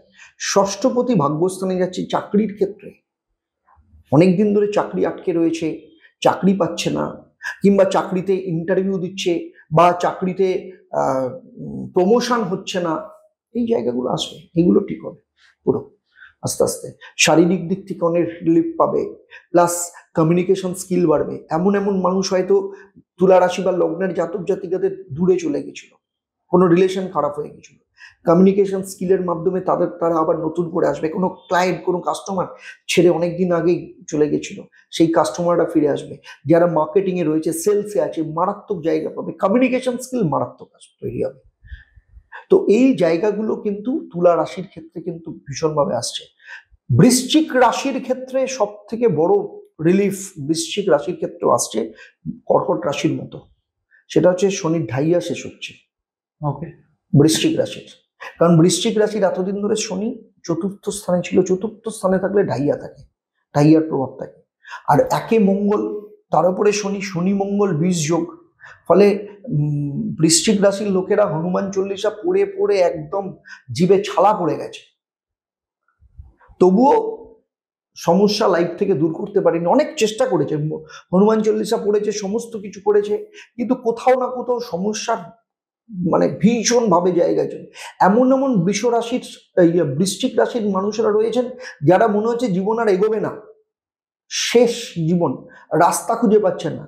30শে মার্চের পর আস্তে আস্তে রাস্তা খুঁজে পাবে। অনেক দিন কষ্ট সহ্য করেছে, প্রচুর দিন, লাইফ একদম হেল হয়ে যাওয়ার মতো অবস্থা। কিছু কিছু রাশি আছে যাদের লাইফ পুরো হেল হয়ে গেছিল। মকর রাশি আসছি, সেটা মকর রাশির ক্ষেত্রে। তো বৃশ্চিক রাশির লোকেদের ক্ষেত্রে এইটা কিন্তু ভীষণ ইম্পর্টেন্ট, একটা ভালো রিলিফ আসছে, ভীষণ ভালো রিলিফ আসছে। সেই জন্য এই সময় বৃশ্চিক রাশিদের লোকেদের দরকার কনফিডেন্স। কনফিডেন্সকে নিয়ে আসে লগ্ন, লগ্নের অধিপতিকে মঙ্গল। তো মঙ্গল, এরপরে মঙ্গল কর্কট রাশিতে ঢুকবে, এখন অষ্টমে আছে, এরপরে কর্কট রাশিতে ঢুকবে, তারপরে সিংহ রাশিতে ঢুকবে। তো ফলে মঙ্গল যখন রাশির অধিপতি, আস্তে আস্তে মোটামুটি মে জুন মাস থেকে বৃশ্চিক রাশির লোকেরা ভালো সময় কিন্তু এনজয় করতে পারবে, অনেক জিনিস থেকে তারা কিন্তু রিকভার করবে, ভীষণ ভালো জায়গা যাবে। অর্থনৈতিক দিক থেকে সব অর্থনৈতিক দিক থেকে তো ভালো হবেই, কর্মের দিক থেকে ভালো হবে। সব থেকে বড় জিনিস হচ্ছে একটা মানুষ যার উপর দাঁড়িয়ে থাকে সেটা হচ্ছে কনফিডেন্স, আত্মবিশ্বাস ফেরত পাবে। যেখানে মনে হচ্ছিল ঝুঁকে পড়েছিল, একটা লাইফে রাস্তা খুঁজে পাচ্ছে না, শেষ, সেই জায়গাটা থেকে কিন্তু কি করবে। তো সেই জন্য বৃশ্চিক রাশির লোকেদের লাল রংটা একটু বেশি করে এই মুহূর্তে ব্যবহার করা উচিত, বিশেষ করে 30শে মার্চের পর। লাল রঙের কাপড়, এক টুকরো কাপড় রাখুক, হাতে একটা লাল রঙের তাগা বেঁধে রাখুক। এবার বলবে কোন হাতে রাখবে, অনেকের মধ্যে ধারণা আছে তাহলে ছেলে মানে ডান হাত আর মেয়ে হলে বাঁ হাত, না, ভুল। কর্মহাত কোনটা, কোন ছেলে লেফটি হয় না, বাঁ হাতে লেখে, তাহলে তার কর্মহাত কোনটা, লেফট হ্যান্ড।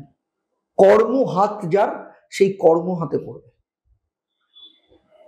তো মেয়েরা যদি, যারা মেয়েরা ডান হাতে, তারা ডান হাতে পড়বে, যারা লেফটি তারা বাঁ হাতে পড়বে, সিম্পল। ছেলেদের ক্ষেত্রেও তাই, কর্ম হাতে তারা পড়বে, লাল রঙের তাগা পড়ুক, সেটা খুব ভালো। কেশরের তিলক কপালে লাগাবে, ওকে, খুব ভালো, তারা ভীষণ ভালোভাবে ইয়ে থাকবে, ভালোভাবে সেই জায়গাটাকে ইয়ে করবে। আর বাড়িতে হনুমানজির ছবি রাখবে, সেটা হচ্ছে হনুমানজি পা মুড়ে বসে আছে, নমস্কার করছেন, একটা পা মুড়ে একটা পা ইয়ে করে নমস্কার করছেন। এই রকম হনুমানজির ছবি বাড়ির দক্ষিণ দিকের দেওয়ালে রাখবে, তার মানে মুখ থাকবে উত্তর দিকে। দক্ষিণ দিকের দেওয়ালে মানে আমি যখন হনুমানজিকে দেখবো দক্ষিণ দিকে ফিরে দেখবো। তো এইটা তার মধ্যে কিন্তু একটা ভীষণ ভালো জায়গা তৈরি করবে। আর একটা যেটা করতে পারে খুব ভালো হবে, সেটা হচ্ছে বৃশ্চিক রাশির লোকেদের ক্ষেত্রে বাড়ির যে উত্তর দিকের দেওয়ালে অশোক স্তম্ভ লাগাবে। কমিউনিকেশন এতদিন ধরে যে জায়গাগুলো আটকে পড়েছিল, জায়গাগুলো থেকে বেরোতে পারছিল না, একদম উত্তর দিক মানে 0 ডিগ্রি উত্তর। 0 ডিগ্রি উত্তর কি করে জানবে? কম্পাস যদি বাড়ির মাঝখানে ধরে, সেটা ফ্ল্যাট হোক বাড়ি হোক, যেখানে একদম 0 হবে নর্থ, 0, সেই 0 ডিগ্রি নর্থকে 0 ধরবে, ডেফিনেটলি নর্থে 0 হবে। তো সেইখানে ইয়ে রাখবে, অশোক স্তম্ভ। ওকে, রাখুক, দারুণ কমিউনিকেশন, দারুণ ভালো। বিশেষ করে যেসব বৃশ্চিক রাশির লোকেদের সরকারি দিক থেকে নানা রকম সমস্যা হচ্ছিল, কমিউনিকেশন খারাপ হয়ে গেছিল, মানুষের সাথে সোশ্যাল ইয়ে হচ্ছিল না, তারা এই জায়গাটা করতে পারে, ভীষণ ভালো জায়গা, ভীষণ ভালো হবে। তো এই তো বাস্তুর ক্ষেত্রে আমি যে জায়গাটা আমি বললাম। এরপরে যদি বলি ধনু রাশির ক্ষেত্রে, ধনু রাশির ক্ষেত্রে মানে একজনের শেষ হলো আরেকজনের শুরু হচ্ছে কিন্তু। তার মানে ধনু রাশির চতুর্থে শনি যাচ্ছে, তো ধনু রাশির ক্ষেত্রে কিন্তু শনির ঢাইয়া শুরু হচ্ছে। মানে ধনু রাশির একটু স্ট্রাগল এই সময়, 2.5টা বছর কিন্তু একটু স্ট্রাগল থাকবে। তবে স্ট্রাগল থাকলেও ধনুরাশির 1টা বছর তো বৃহস্পতি দৃষ্টি তার নিজের রাশির উপর পড়বে, ফলে অনেক ক্ষেত্রে তাদের মধ্যে একটা ওয়াইজ ব্যাপার থাকবে। অনেক কিছু আমি বলবো ধনুরাশির লোকদের সমস্যা বলাটা বন্ধ করে দিন। আপনাদের ক্ষেত্রে একদম সব থেকে বড় প্রেসক্রিপশন আমার, চ্যালেঞ্জ বলুন, চ্যালেঞ্জ নিতে শিখুন।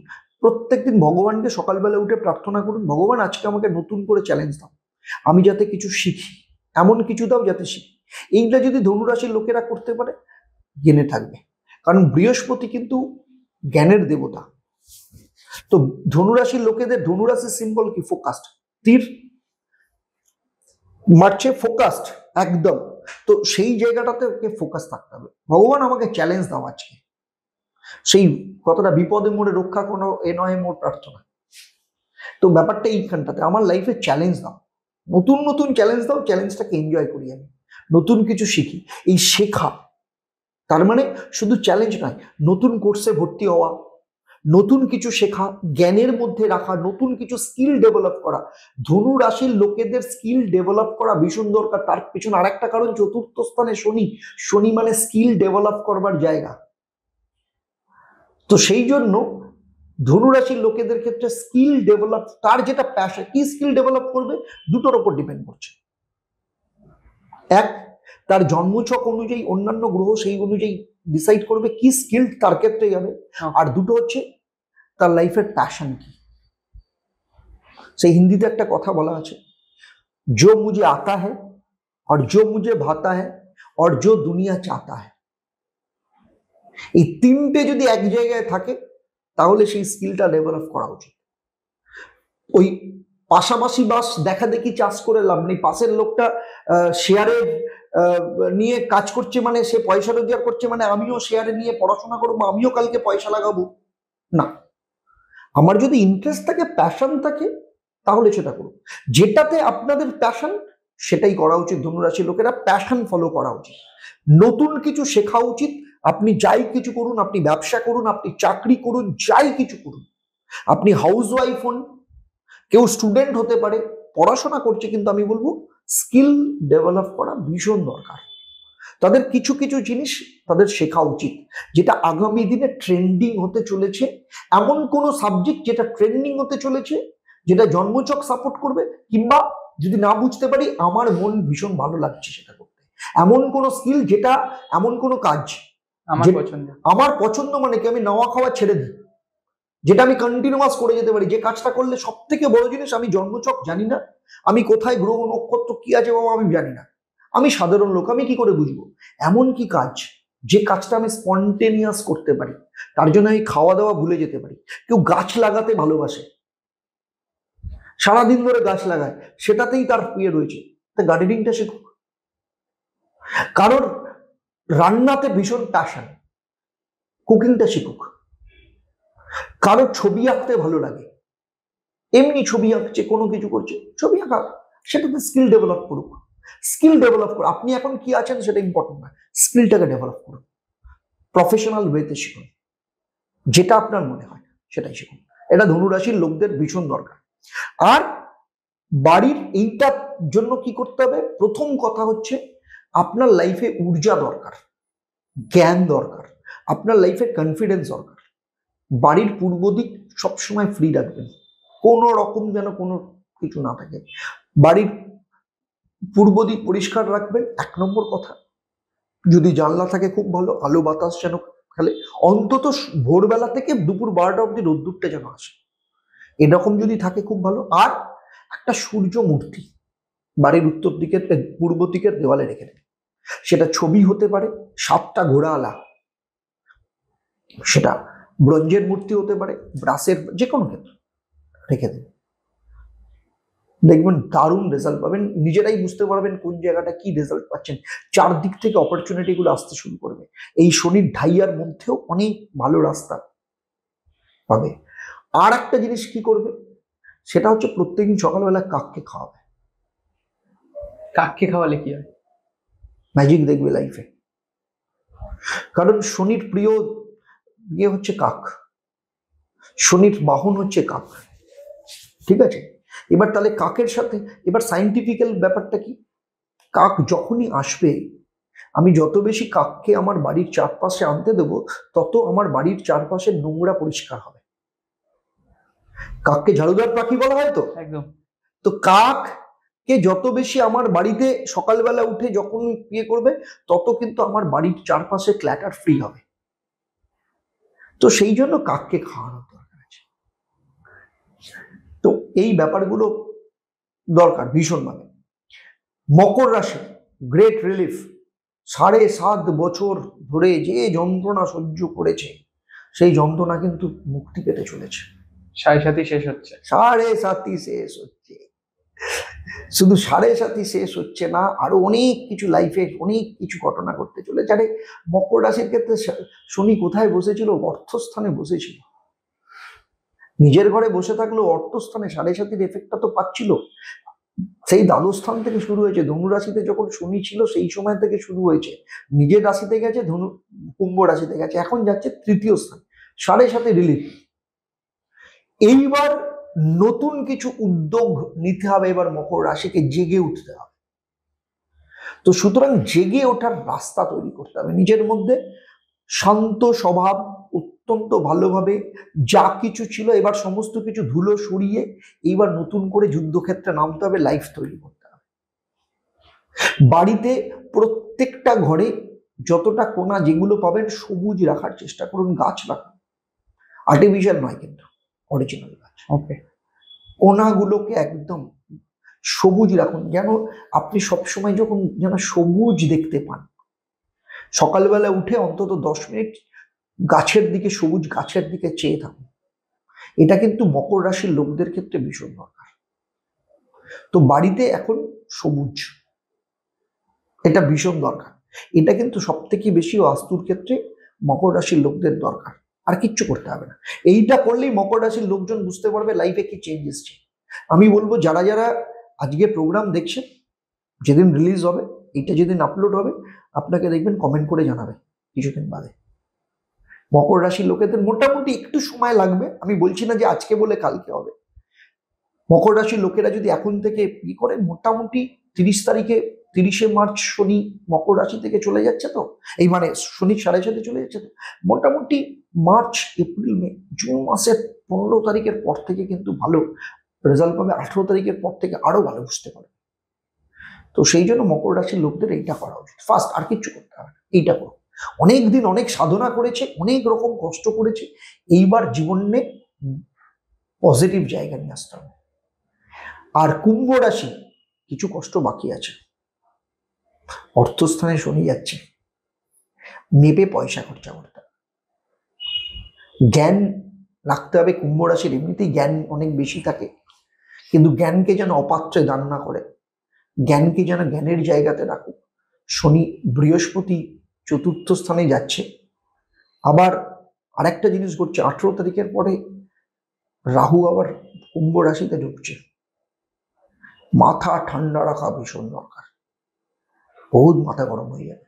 মানে কুম্ভর এখন চারিদিকে বাধা। কুম্ভর কিন্তু মাথা গরম হয়ে যাবে মারাত্মক। আর যদি বিবাহিত হয়, ওয়াইফ অকারণে বা হাজবেন্ড অকারণে সন্দেহ করবে। আরবার সন্দেহ করার কারণও থাকবে লাইফে। দুজনের মধ্যে কোথাও না কোথাও মিসআন্ডারস্ট্যান্ডিং তৈরি হওয়া, দুজনের মাঝখানে তৃতীয় কোনো সম্পর্ক উড়ে এসে জুড়ে বসা, এই ব্যাপারগুলো কিন্তু কুম্ভ রাশির ক্ষেত্রে হঠাৎ হঠাৎ করে আসবে। তবে রাহু রয়েছে তো, হঠাৎ হঠাৎ সফলতা দেবে। এই যে সফলতাতে মাথা যেন খারাপ না হয়ে যায়। কিন্তু দ্বিতীয় স্থানে শনি অনেক কিন্তু শিক্ষা দেবে, অর্থ কি করে খরচা করতে হয়, অর্থ কি করে সেভিংস করতে হয়। সেই জন্য কুম্ভ রাশির লোকেদের আমার সব থেকে বড় সাজেশন, যদি 1 টাকা পাক, 10 টাকা পাক, 1 লাখ টাকা পাক, রোজগার যাই আসুক, তার থেকে অন্তত 10 থেকে 20 টাকা, মানে 10 to 20% কম পেয়েছি ভেবে সিকিউর সেভিংসে রেখে দিতে হবে। এফডি করে হোক বা যে কোনো জায়গায় যেখানে সিকিউর ফান্ড আছে, এটা কিন্তু রাখতেই হবে। মানে আমি বলছি, যদি 10,000 টাকা কারো যদি রোজগার হয়, মনে করবো আমার রোজগার 8,000 টাকা, আমি 8,000 টাকায় চলবো কি করে। আজকে থেকে এই যারা যারা শুনছেন কুম্ভ রাশির, তারা যদি এইটা যদি আজকে থেকে এক্ষুনি থেকে যদি ডিসিশন নেন, আমি বলবো জুনের শেষ থেকে বা জুলাইয়ের পর থেকে তারা মারাত্মক রেজাল্ট পাবে, ভীষণ ভালো রেজাল্ট পাবে। একদম যে টাকা পাক, যাই টাকা পাক, মনে করবে সেখান থেকে 2 টাকা কম পেয়েছে বা 20%। আচ্ছা 20% যদি কারোর ক্ষেত্রে মনে হয় যে এতদিন ধরে 7.5 চলছে, অনেক লোন হয়ে গেছে, অনেক কিছু হয়ে গেছে, দরকার নেই। 10% মিনিমাম, 20% হলে তো খুব ভালো, তাহলে তো মারাত্মক মিরাকল রেজাল্ট পাবে। যদি আমি বলছি 20% নাও যদি করতে পারে, 10% সরিয়ে রাখো, সরাতে শুরু করো। এবং ইয়ে করবে না, কিন্তু শেয়ারে ইনভেস্ট করবে না। সেই 10% টাকা, 20% টাকা শেয়ার নয়, কিংবা মিউচুয়াল ফান্ডেও নয়। মিউচুয়াল ফান্ড হলে একদম সিকিউর ফান্ড যেগুলো আছে সেখানে, অথবা ইয়েতে, এফডিতে। অনেকের বলতে পারে এফডিতে ইয়ে কম হচ্ছে, আমি 1 বছরের এফডিতে রাখবো। 1 বছরের এফডিতে, সেখানে অনেক ব্যাংকে এফডিতে 7.25%, এখন রেপো রেট কমে গেছে, এখন একটু বেশি হবে। আমি বলছি বেশি দিন না, 1 বছরের জন্য রাখো। মোটামুটি 1,000 টাকা থেকে কিন্তু এফডি করা যায়, একদম 1,000 টাকা থেকে। আমি আজকে 1,000 টাকা পেয়েছি, চোখ বুঝে আমি এফডি করে দেবো। আর এখন কিন্তু ওই ব্যাংকে যেতে হয় না, অনলাইনে কিন্তু হয়। কারোর কাছে যদি অ্যাপ থাকে, সেই অ্যাপের মধ্যে দিয়ে হয়। সুতরাং সেই জায়গাটাতে হতে পারে, এসবিআই তে করতে পারে যাদের যাদের অনেকের। কারণ আমি এসবিআই এর কথা বললাম, কারণ আমাদের ভারতবর্ষে বাংলার প্রায় 60 to 70% মানুষের অ্যাকাউন্ট এসবিআই ব্যাংকে আছে। তো এটা সুবিধে, একটু শিখে নেবেন, খুব ইজি। ব্যাংকে গেলে তারা হেল্প করে, যারা ঠিক মতো মোবাইলে সরগর নয় তারাও শিখে নেবেন, একদম কিচ্ছু না, খুব ইজি। যখনই 1,000 টাকা পাবেন, সঙ্গে সঙ্গে 1 বছরের জন্য এফডি করে দেওয়া। ওখানে বোধহয় 1 বছর থাকে না, বোধহয় 444 দিন এরকম কিছু থাকে, একটু দেখে নিতে হবে। আমি তো জানি না, মানে আমার এখন মনে পড়ছে না, কিন্তু ওই জায়গাটাতে ছোট্ট ছোট্ট ভাবে সেভিংসটা ইম্পর্টেন্ট। সেভিংসটা মারাত্মক ইম্পর্টেন্ট। ঘরে টাকা রাখবেন না, টাকা পয়সা দেবে না, মানে বাড়াবে না টাকা, ঠিক আছে, টাকা আপনাকে বাড়াতে হবে। তো সুতরাং সেই জায়গাটা রেখে দিন। এরপরে দেখবেন, আমি বলছি এই ভিডিওটা আপলোড করার পর যারা যারা দেখবে, আমি গ্যারান্টি দিয়ে বলছি, কুম্ভ রাশির লোকেরা মোটামুটি ভাবে যদি শুরু করে, আপনি দেখবেন আপনার কাছে কমেন্ট কত ভালো আসা শুরু করবে, তারা রেজাল্ট পাবেই, গ্যারান্টি দিয়ে বলবো। কুম্ভ রাশির লোকদের জন্য এটা কিন্তু ভীষণ, আমি বলবো একদম স্ট্যাচুটারি রুলস, এটা কিন্তু করতেই হবে, এটা করতেই হবে যদি তারা আগামী দিনে সেই জায়গাটা থেকে যদি বেরোতে হয়। কেন, কি রিলিফ পাবে, কি হবে, সেটা তাদের নিজেদের জীবন মানে লাইফ দিয়ে তারা বুঝবে, এখন আমি বলবো না, ওটা সিক্রেট। যারা অনেস্টলি করবে তারা দেখবেন কমেন্ট করবে, এটা কিন্তু খুব ইম্পর্টেন্ট। তো এইটা যেমন করতে হবে কুম্ভ রাশির লোকদের ক্ষেত্রে, তেমনি বাড়িতে দেখুন, বাড়িতে আপনার কলহ হবে, আপনি যতই চেষ্টা করুন কোথাও না কোনো ছোট ছোট বিষয় নিয়ে মহাভারত হবেই হবে, কিন্তু চেষ্টা করবেন যতটা কম রাখার, কম করার সমস্ত কিছু। আর একটা হচ্ছে, অন্তত সকালবেলা থেকে দুপুরবেলা 12টা অবধি যা যা জানলা ফাল্লা আছে সব খুলে রাখুন, বাড়িতে একটু হাওয়া আসতে দেন, পজিটিভ হাওয়া আসুক একটু অনেকের ক্ষেত্রে। আর দেখবেন ঘরে কোথাও যেন ঝুল না থাকে, স্যাঁতস্যাঁতে পরিবেশ না থাকে, পরিষ্কার থাকে। কুম্ভ রাশির লোকদের বাস্তু পরিষ্কার রাখা ভীষণ দরকার। এবং সেই সাথে সব থেকে ইম্পর্টেন্ট যেটা, সেটা হচ্ছে দক্ষিণ পশ্চিম ক্ষেত্র। আবার আমি মেনশন করছি দক্ষিণ পশ্চিম ক্ষেত্র। এই দক্ষিণ পশ্চিম ক্ষেত্রটাকে কিন্তু খুব ভালো করে সাজিয়ে রাখো, একটু লাইট থাকলো সেখানে, একটু সেটা যেন ক্ল্যাটার ফ্রি থাকে, একটু আলো যেন বেশি থাকে, সেই জায়গাটা এটা কিন্তু করতে হবে কুম্ভ রাশির লোক। আর মীন রাশির লোক, নিজেদের রাশিতে শনি আসছে, রাহু সরে যাচ্ছে দ্বাদশ স্থানে, খরচার হাত কিন্তু মারাত্মক বাড়বে, কুম্ভ রাশির মতোই কিন্তু যাবে।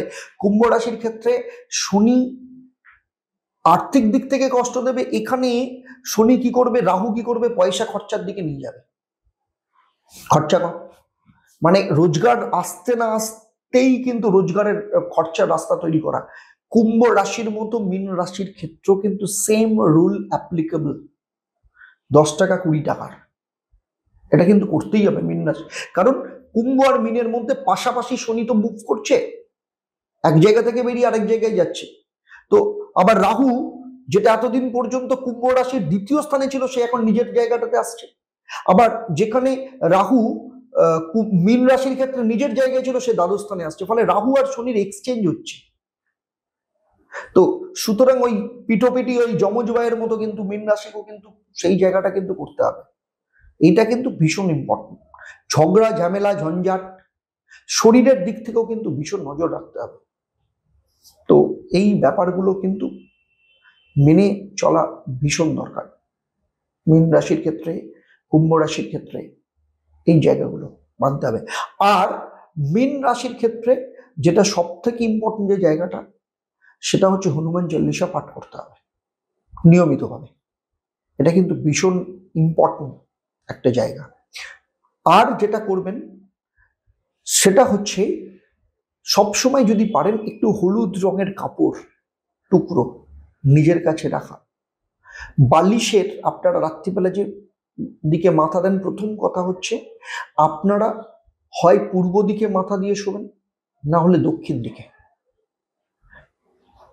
তবে মীন রাশিদের ক্ষেত্রে দক্ষিণ দিকের থেকেও ইম্পর্টেন্ট, অন্তত শনি 7.5 যতদিন রয়েছে ততদিন পর্যন্ত পূর্ব দিকে মাথা দিয়ে শোয়াটা, যদি না থাকে অন্তত দক্ষিণ দিকে যদি মাথা দিয়ে শোন। অনেকের ক্ষেত্রে পশ্চিম দিকে মাথা দিয়ে শোয়ার অভ্যেস আছে, গোদের ওপর বিস্ফোরা হয়ে যাবে, কিন্তু পশ্চিম দিক উত্তর দিক মাথা দেওয়া যাবে না, কারণ এমনিতেই উত্তর দিকে মাথা দেওয়া যায় না ম্যাগনেটিক ফিল্ডের জন্য। তো দক্ষিণ দিকটা, কারণ ম্যাগনেটিক ফিল্ড কেন যায় না, আমি যদি দক্ষিণ দিকে মাথা দিই কি হবে, উত্তর দিকে মাথা দিই কি হবে? উত্তর দিকে ম্যাগনেটিক ফিল্ড কোনটা দিয়ে যাচ্ছে, মাথার মধ্যে দিয়ে আসছে, আর দক্ষিণ দিকে মাথা দিয়ে কি হবে, আমার পায়ের মধ্যে দিয়ে যাচ্ছে, দুটোর মধ্যে ডিফারেন্স আসছে। তো সেই জন্য দক্ষিণ দিকে মাথা দেওয়াটা শ্রেষ্ঠ বলে বলা হয়, সেই জন্য দক্ষিণ দিকে মাথা দিয়ে শোয়াটা খুব দরকার মীন রাশির লোকেদের ক্ষেত্রে। তো দরকারই, সবারই দরকার, কিন্তু মীন রাশির লোকেরা যদি পারেন পূর্ব দিকে যদি মাথা দিয়ে শোয়ার যদি প্রভিশন থাকে, না হলে না পারলে দক্ষিণ দিকে মাথা দিয়ে শোবেন, এটা কিন্তু ভীষণ দরকার। আর দ্বাদশ স্থানে শনি রাহু যাচ্ছে, আপনাদের নিজেদের রাশিতে শনি যাচ্ছে, শনি গিয়ে কি করবে, শনির দৃষ্টি সপ্তম স্থানে চলবে। যারা বিবাহিত তাদের ক্ষেত্রে দেখে নেবেন আপনার যে বেডরুম, বেড, বিছানা দরজার সাথে রিফ্লেক্ট যেন না করে, আর আপনাদের বেডরুমে যেন আয়না না থাকে। ওকে। এবং সেই আয়না যেন বিছানাকে রিফ্লেক্ট না করে, মানে ম্যারিড লাইফ কিন্তু পুরো শেষ করে দেবে। এটা কিন্তু ভীষণ ইম্পর্টেন্ট। চি, চাইনিজ ভাষায় বলা হয় চি, মানে নেগেটিভ প্রভাব। আমরা যখন ঘুমিয়ে থাকি তখন আমাদের মধ্য থেকে নেগেটিভ এনার্জি পাস হয়। আয়না যখন বিছানাকে রিফ্লেক্ট করছে, তার মানে কি করছে? আয়না তো প্রতিফলন। আমার নেগেটিভ এনার্জি বেরোলো, প্রতিফলিত করে কোথায় ফেললো? আমার ওপরই তো ফেললো। সেটাই। তো সেই জন্য আয়না কখনো বেডরুমকে কখনো রিফ্লেক্ট করা উচিত নয়, মানে বিছানাকে কখনো রিফ্লেক্ট করা উচিত নয়। অনেকের ক্ষেত্রে মারাত্মক জিনিস আমি দেখেছি। অনেকে আমার সাথে, আমি বাস্তু ভিজিটে গেছি, কি করব স্যার, কোথায় রাখবো আয়না, সাজবো কোথায়? মহিলাদের একটা বিশাল বড় কনসার্ন থাকে, কোথায় সাজবো। প্রত্যেকের বেডরুমে ওয়ার্ড্রপ থাকে, ওয়ার্ড্রপের মধ্যে রাখুন না, কোনো সমস্যা নেই তো, একটা জায়গায় রেখে দিন না ওয়ার্ড্রপটাকে। আবার যদি ওয়ার্ড্রপে জায়গা না থাকে, যে দরজাটা থাকছে, ওয়ার্ড্রপের যে পাল্লাটা থাকছে, সেই পাল্লাটা আমি যখন দরকার পড়ছে আমি খুলছি, খুলে যখন আমার হয়ে গেল আয়নার কাজ, আমি বন্ধ করে দিলাম, ভেতরে ঢুকে গেল। তো সেইটা করতে পারি। আর যদি এইসব প্রভিশন যদি নাও থাকে, তাহলে কি করব? মোটা কার্টন ঝুলিয়ে দিন, যাতে যখন দরকার তখন আমি কার্টুনটাকে তুললাম, আবার কিন্তু তারপর কিন্তু আমি নামিয়ে দেবো, মোটা দিয়ে দিই, কখনো কোনোভাবে কি যেন। আর একটা জিনিস খুব ইম্পর্টেন্ট, আয়না জানলার অপোজিটে রয়েছে। আয়না নেগেটিভ এনার্জিকে কিন্তু অ্যাট্রাক্ট করে, অশরীরী আত্মাকে কিন্তু অ্যাট্রাক্ট করে। ওকে। সেই বাড়িতে কিন্তু আমি বললাম, জানলার ধারে যদি আয়না থাকে এবং জানলাকে যদি পেয়ে থাকে, সেখানে কিন্তু অশরীরী আত্মার বাস কিন্তু সেই বাস্তুতে থাকবেই থাকবে। জানলার পাশে থাকলে, জানলার উল্টো দিকে আয়না ওকে, অ্যাট্রাক্ট করবেই করবে, এটা কিন্তু 100%। সেই এবং যে যে বাড়িতে অশরীরী আত্মার জায়গা রয়েছে, আমি অন্তত 60 to 70% বাড়িতে গিয়ে দেখেছি আয়নার প্লেসমেন্ট কিন্তু ভুল রয়েছে। ওকে। অশরীরী আত্মা আসবে। বাস্তুর ক্ষেত্রে কিন্তু এটা মারাত্মক জিনিস, অশরীরী জায়গা। এইরকম অনেক, এরকম একজনের বাড়িতে গেছি, গিয়ে সেই বাড়িতে সন্ধেবেলা এইরকম গেছে, আমি মোটামুটি রাত্রির 12টার সময় তাদের ঘরে একটা প্রজাপতি আসতো। প্রজাপতির সাইজটা ঠিক এরকম বড়, ঠিক মথ আর প্রজাপতির মিশ্রণ। রাত্রির 12টার সময় আসতো, সরি আমি ভুল বললাম, সারাদিন ওখানে বসে থাকতো, ভোরবেলা 4টের সময় ঢুকতো, রাত্রির 12টার সময় বেরিয়ে যেত। কোথায় যেত জানি না, বেরিয়ে যেত, তাড়ালেও আবার ঘুরে কোথাও না কোথাও সেখানে চলে আসতো। আর ওই ইয়েগুলো, ভাম বিড়ালগুলো থাকে, ভাম বিড়ালের গায়ে একটা গন্ধ ছাড়ে, পায়েসের মতো গন্ধ, গোবিন্দভোগ চালের মতো গন্ধ। যারা গ্রামে থাকে বা যারা ভাম বিড়ালকে জানে তারা, এবং যেখানে বাড়ি তার চারপাশে কোথাও ভাম বিড়ালের কোথাও কোনো রকম হওয়ার সম্ভাবনাই নেই, কিন্তু সেই বাড়িতে ওই রকম গন্ধ। তারপর জানা গেল যেটা, সেটা হচ্ছে সেই বাড়ির যেদিন গৃহপ্রবেশ হবে, বাড়িটা তৈরি হবার গৃহপ্রবেশ যেদিন হবে, তার 2 দিন আগে তার বাড়ির পাশেই, মানে এইটা বাড়ির প্লট, মাঝখানে শুরু একটা রাস্তা, তারপরের একটা প্লটে সেই বাড়ির যে বউ, সেই বউটি সেই বাড়িতে সোনার কাজ ইয়ে করতো, তো অ্যাসিড ছিল, সে অ্যাসিডকে ওই বাড়িতে সুইসাইড করে। ওকে। এবং সেই বাড়িতে ঢোকার পর থেকে তাদের প্রসপারিটি গেছে, একটার পর একটা রোগ, বাড়ির যে কর্তা পড়ে গিয়ে অ্যাক্সিডেন্ট হওয়া, কোমর ভেঙে যাওয়া, এবং এমনভাবে অ্যাক্সিডেন্ট হয়েছে যে অ্যাক্সিডেন্টের কোনো মানে হয় না, এমনভাবে হয়েছে। জাস্ট একটা টোকা মেরেছে, লেগেছে, ফিমার বোন ফ্র্যাকচার, তারপরে আর উঠে দাঁড়ানোর মতো ক্ষমতা ছিল না। এবং প্রত্যেক দিন কিছু না কিছু তাদের লাইফে ঘটতেই থাকতো। সেই জন্য বলছি আয়ন একটা বিরাট বড় জিনিস, কিন্তু তাকে এরকম অনেকের ক্ষেত্রেই দেখে গেছে যে বাড়িতে নানা রকম সমস্যা হচ্ছে, আয়না জানলা দিয়ে রিফ্লেক্ট করছে, তারা কিছু না কিছু তারা এক্সপিরিয়েন্স করছে। বাস্তুতে কিন্তু এইটা মারাত্মক জায়গা, এটা কিন্তু ভীষণ বড় ইয়ে রয়েছে। এবং যে বাড়িতে অশরীরী থাকবে সেই বাড়ির চারপাশে একটা প্রাণী কিন্তু সেটা সিগন্যাল দেয়। আমরা যাকে অঘোর বৈরব বলি, মানে কুকুর। কুকুর কিন্তু কোনো না কোনো ভাবে সিগন্যাল তাকে দেবে। সেই বাড়ির চারপাশে কুকুর আসলে কুকুর কিন্তু ইয়ে হয়ে যাবে, সতর্ক থাকবে। এবং শুধু তাই নয়, সেই বাড়ির খাবার কুকুর খাবে না কিন্তু। এটা কিন্তু একটা বিরাট বড় জায়গা। আমাদের এরকম বাস্তুক্ষেত্রে এরকম প্রচুর কেস থাকে, প্রচুর কেস এরকম জায়গা হয়েছে। ওকে, তো এই আয়না দিয়ে আমার মনে পড়ে গেল, সেটা একটার সাথে একটা ইন্টার রিলেটেড ব্যাপার হয়ে যায়। তো মীন রাশির ক্ষেত্রে সেই জন্যই বললাম আয়নাটা যেমন এটা দরকার, তেমনি প্রত্যেক রাশির মানুষকেই বলছি এমন কোথাও আয়না রাখবেন না যেটা আপনার জানলাকে রিফ্লেক্ট করছে। জানলা খোলা, সন্ধ্যেবেলার পর জানলা যাতে না দেখা যায় না একদম। বেডরুমে তো আয়না রাখবেনই না,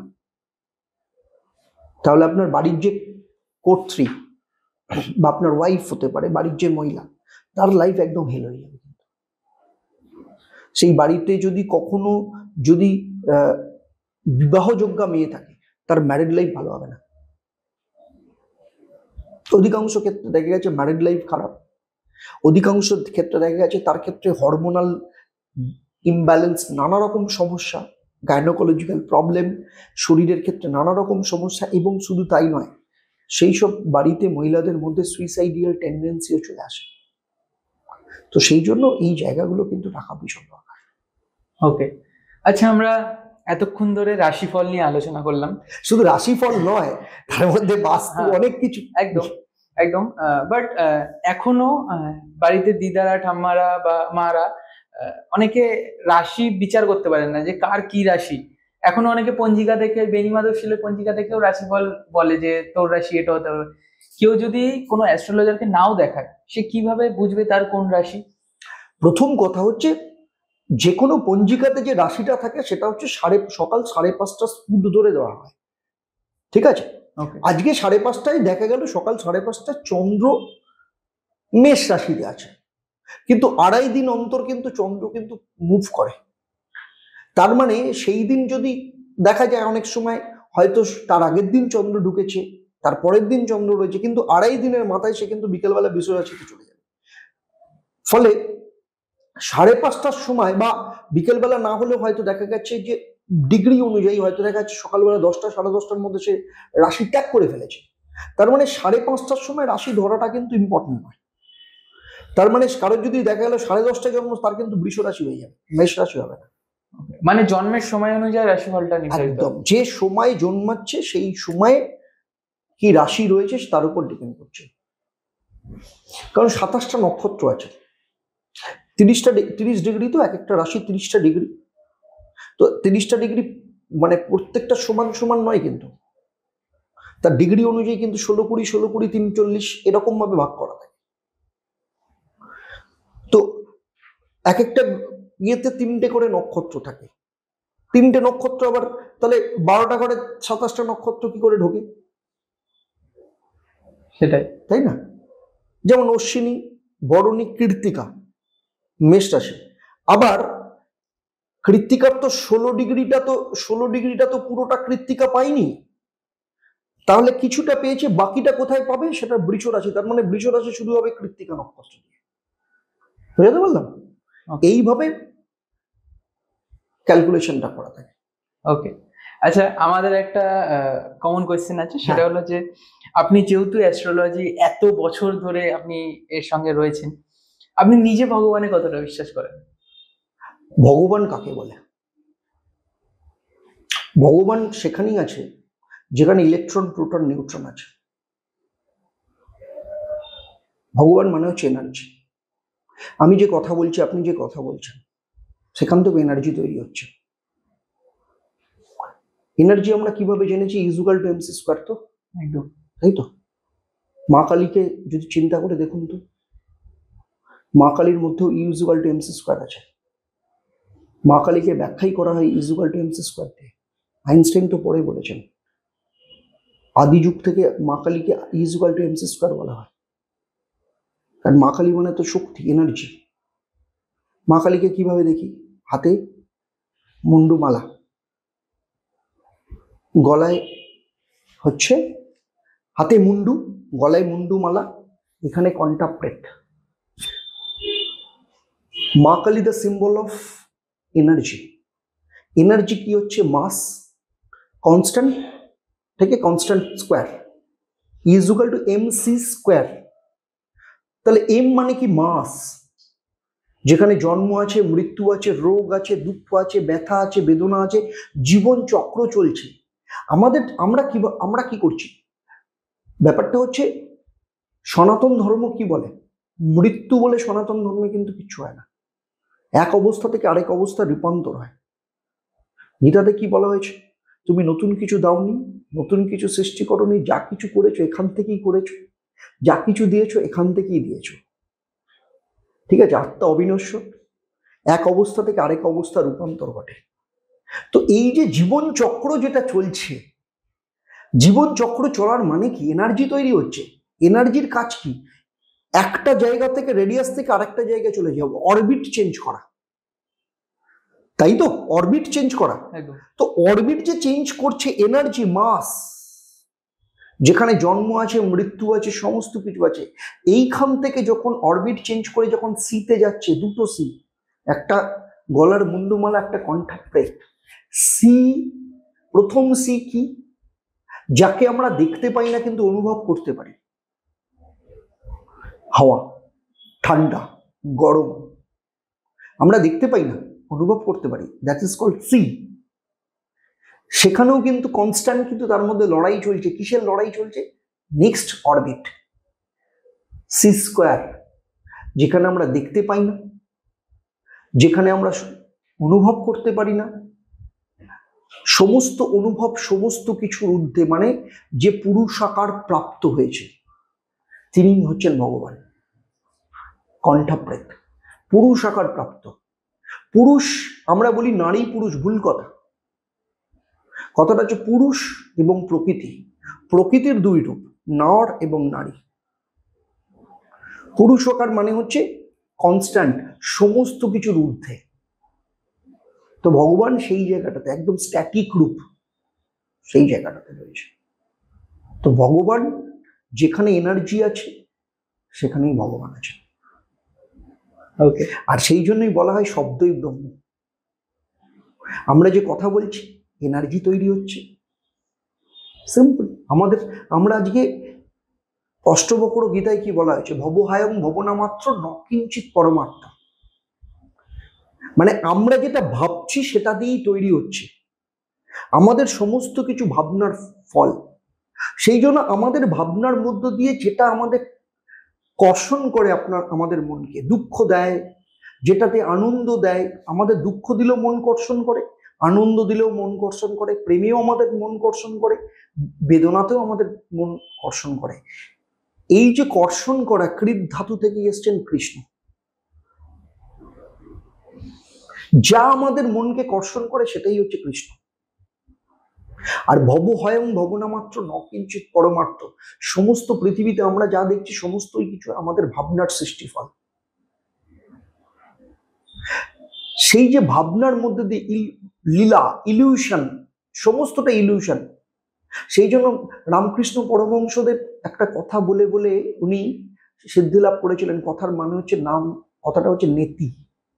নেতি মানে না, মা। মা আমরা যে বলি মা, কথার অর্থ কি? মা মানে হচ্ছে না, মানে কিচ্ছু নেই, আমি নেই, আপনি নেই, কিচ্ছু নেই, সমস্ত কিছু দৃষ্টি সৃষ্টিবাদ। এবং এই যে বৃদ্ধ ধাতু, এই বৃদ্ধ ধাতু থেকে এসছে বৃন্দাবন। সেই জন্য জগৎ পুরোটাই বৃন্দাবন। আর এটাকেই যিনি প্রচার করেছিলেন, রাগ ধাতু থেকে এসছে রাধা। তো ভগবান সব জায়গাতে আছে।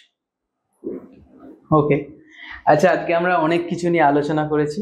আমাদের পডকাস্টের একটা নতুন সেগমেন্ট চালু হয়েছে, সেটা হলো র্যাপিড ফায়ার। আচ্ছা, সেটা আপনার সাথে আমরা এখন খেলবো। Sure sure. 5টা কোয়েশ্চেন থাকবে, যেখানে আপনাকে পরপর করে উত্তর দিতে হবে।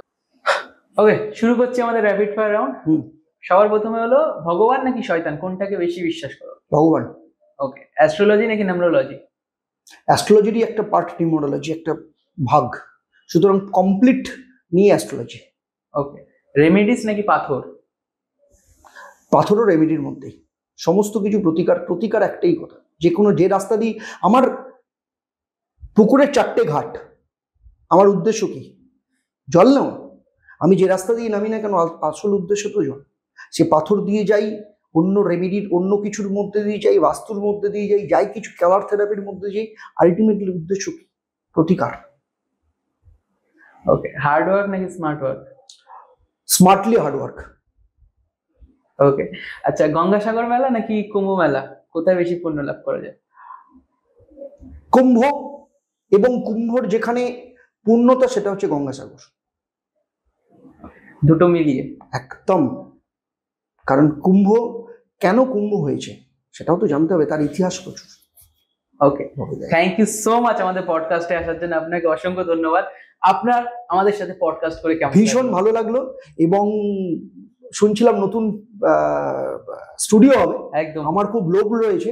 ডেফিনেটলি এরপরে ডাকলে আমি ডেফিনেটলি আসবো, এবং নতুন স্টুডিওতে পডকাস্ট করার খুব ইচ্ছে রয়েছে। একদম। আমরা আজকে অ্যাস্ট্রোলজি, প্রথমে আমি বলেছি একটা সমুদ্র, যার এক অংশ হয়তো আজকে আমরা পুরো পডকাস্টে আনতে পারিনি, বাট যেটুকুনি আনতে পেরেছি আমাদের দর্শকদের হয়তো অনেক ভালো লাগবে জিনিসগুলো। আর এরপরেও আমরা আপনাকে নিয়ে পডকাস্ট করব। তো আজকের মতন আমরা এখানে পডকাস্টটা শেষ করছি। আশা করি আপনাদের ভিডিওটা ভালো লাগবে। পুরো ভিডিওটা দেখবেন এবং এনজয় করবেন। আর আমাদের চ্যানেলটিকে সাবস্ক্রাইব করবেন, লাইক করবেন, শেয়ার করবেন। অনেকে আপনারা ভিডিও দেখছেন বাট সাবস্ক্রাইব করছেন না, প্লিজ সাবস্ক্রাইব করবেন। আজকের মতন বাই বাই। নমস্কার।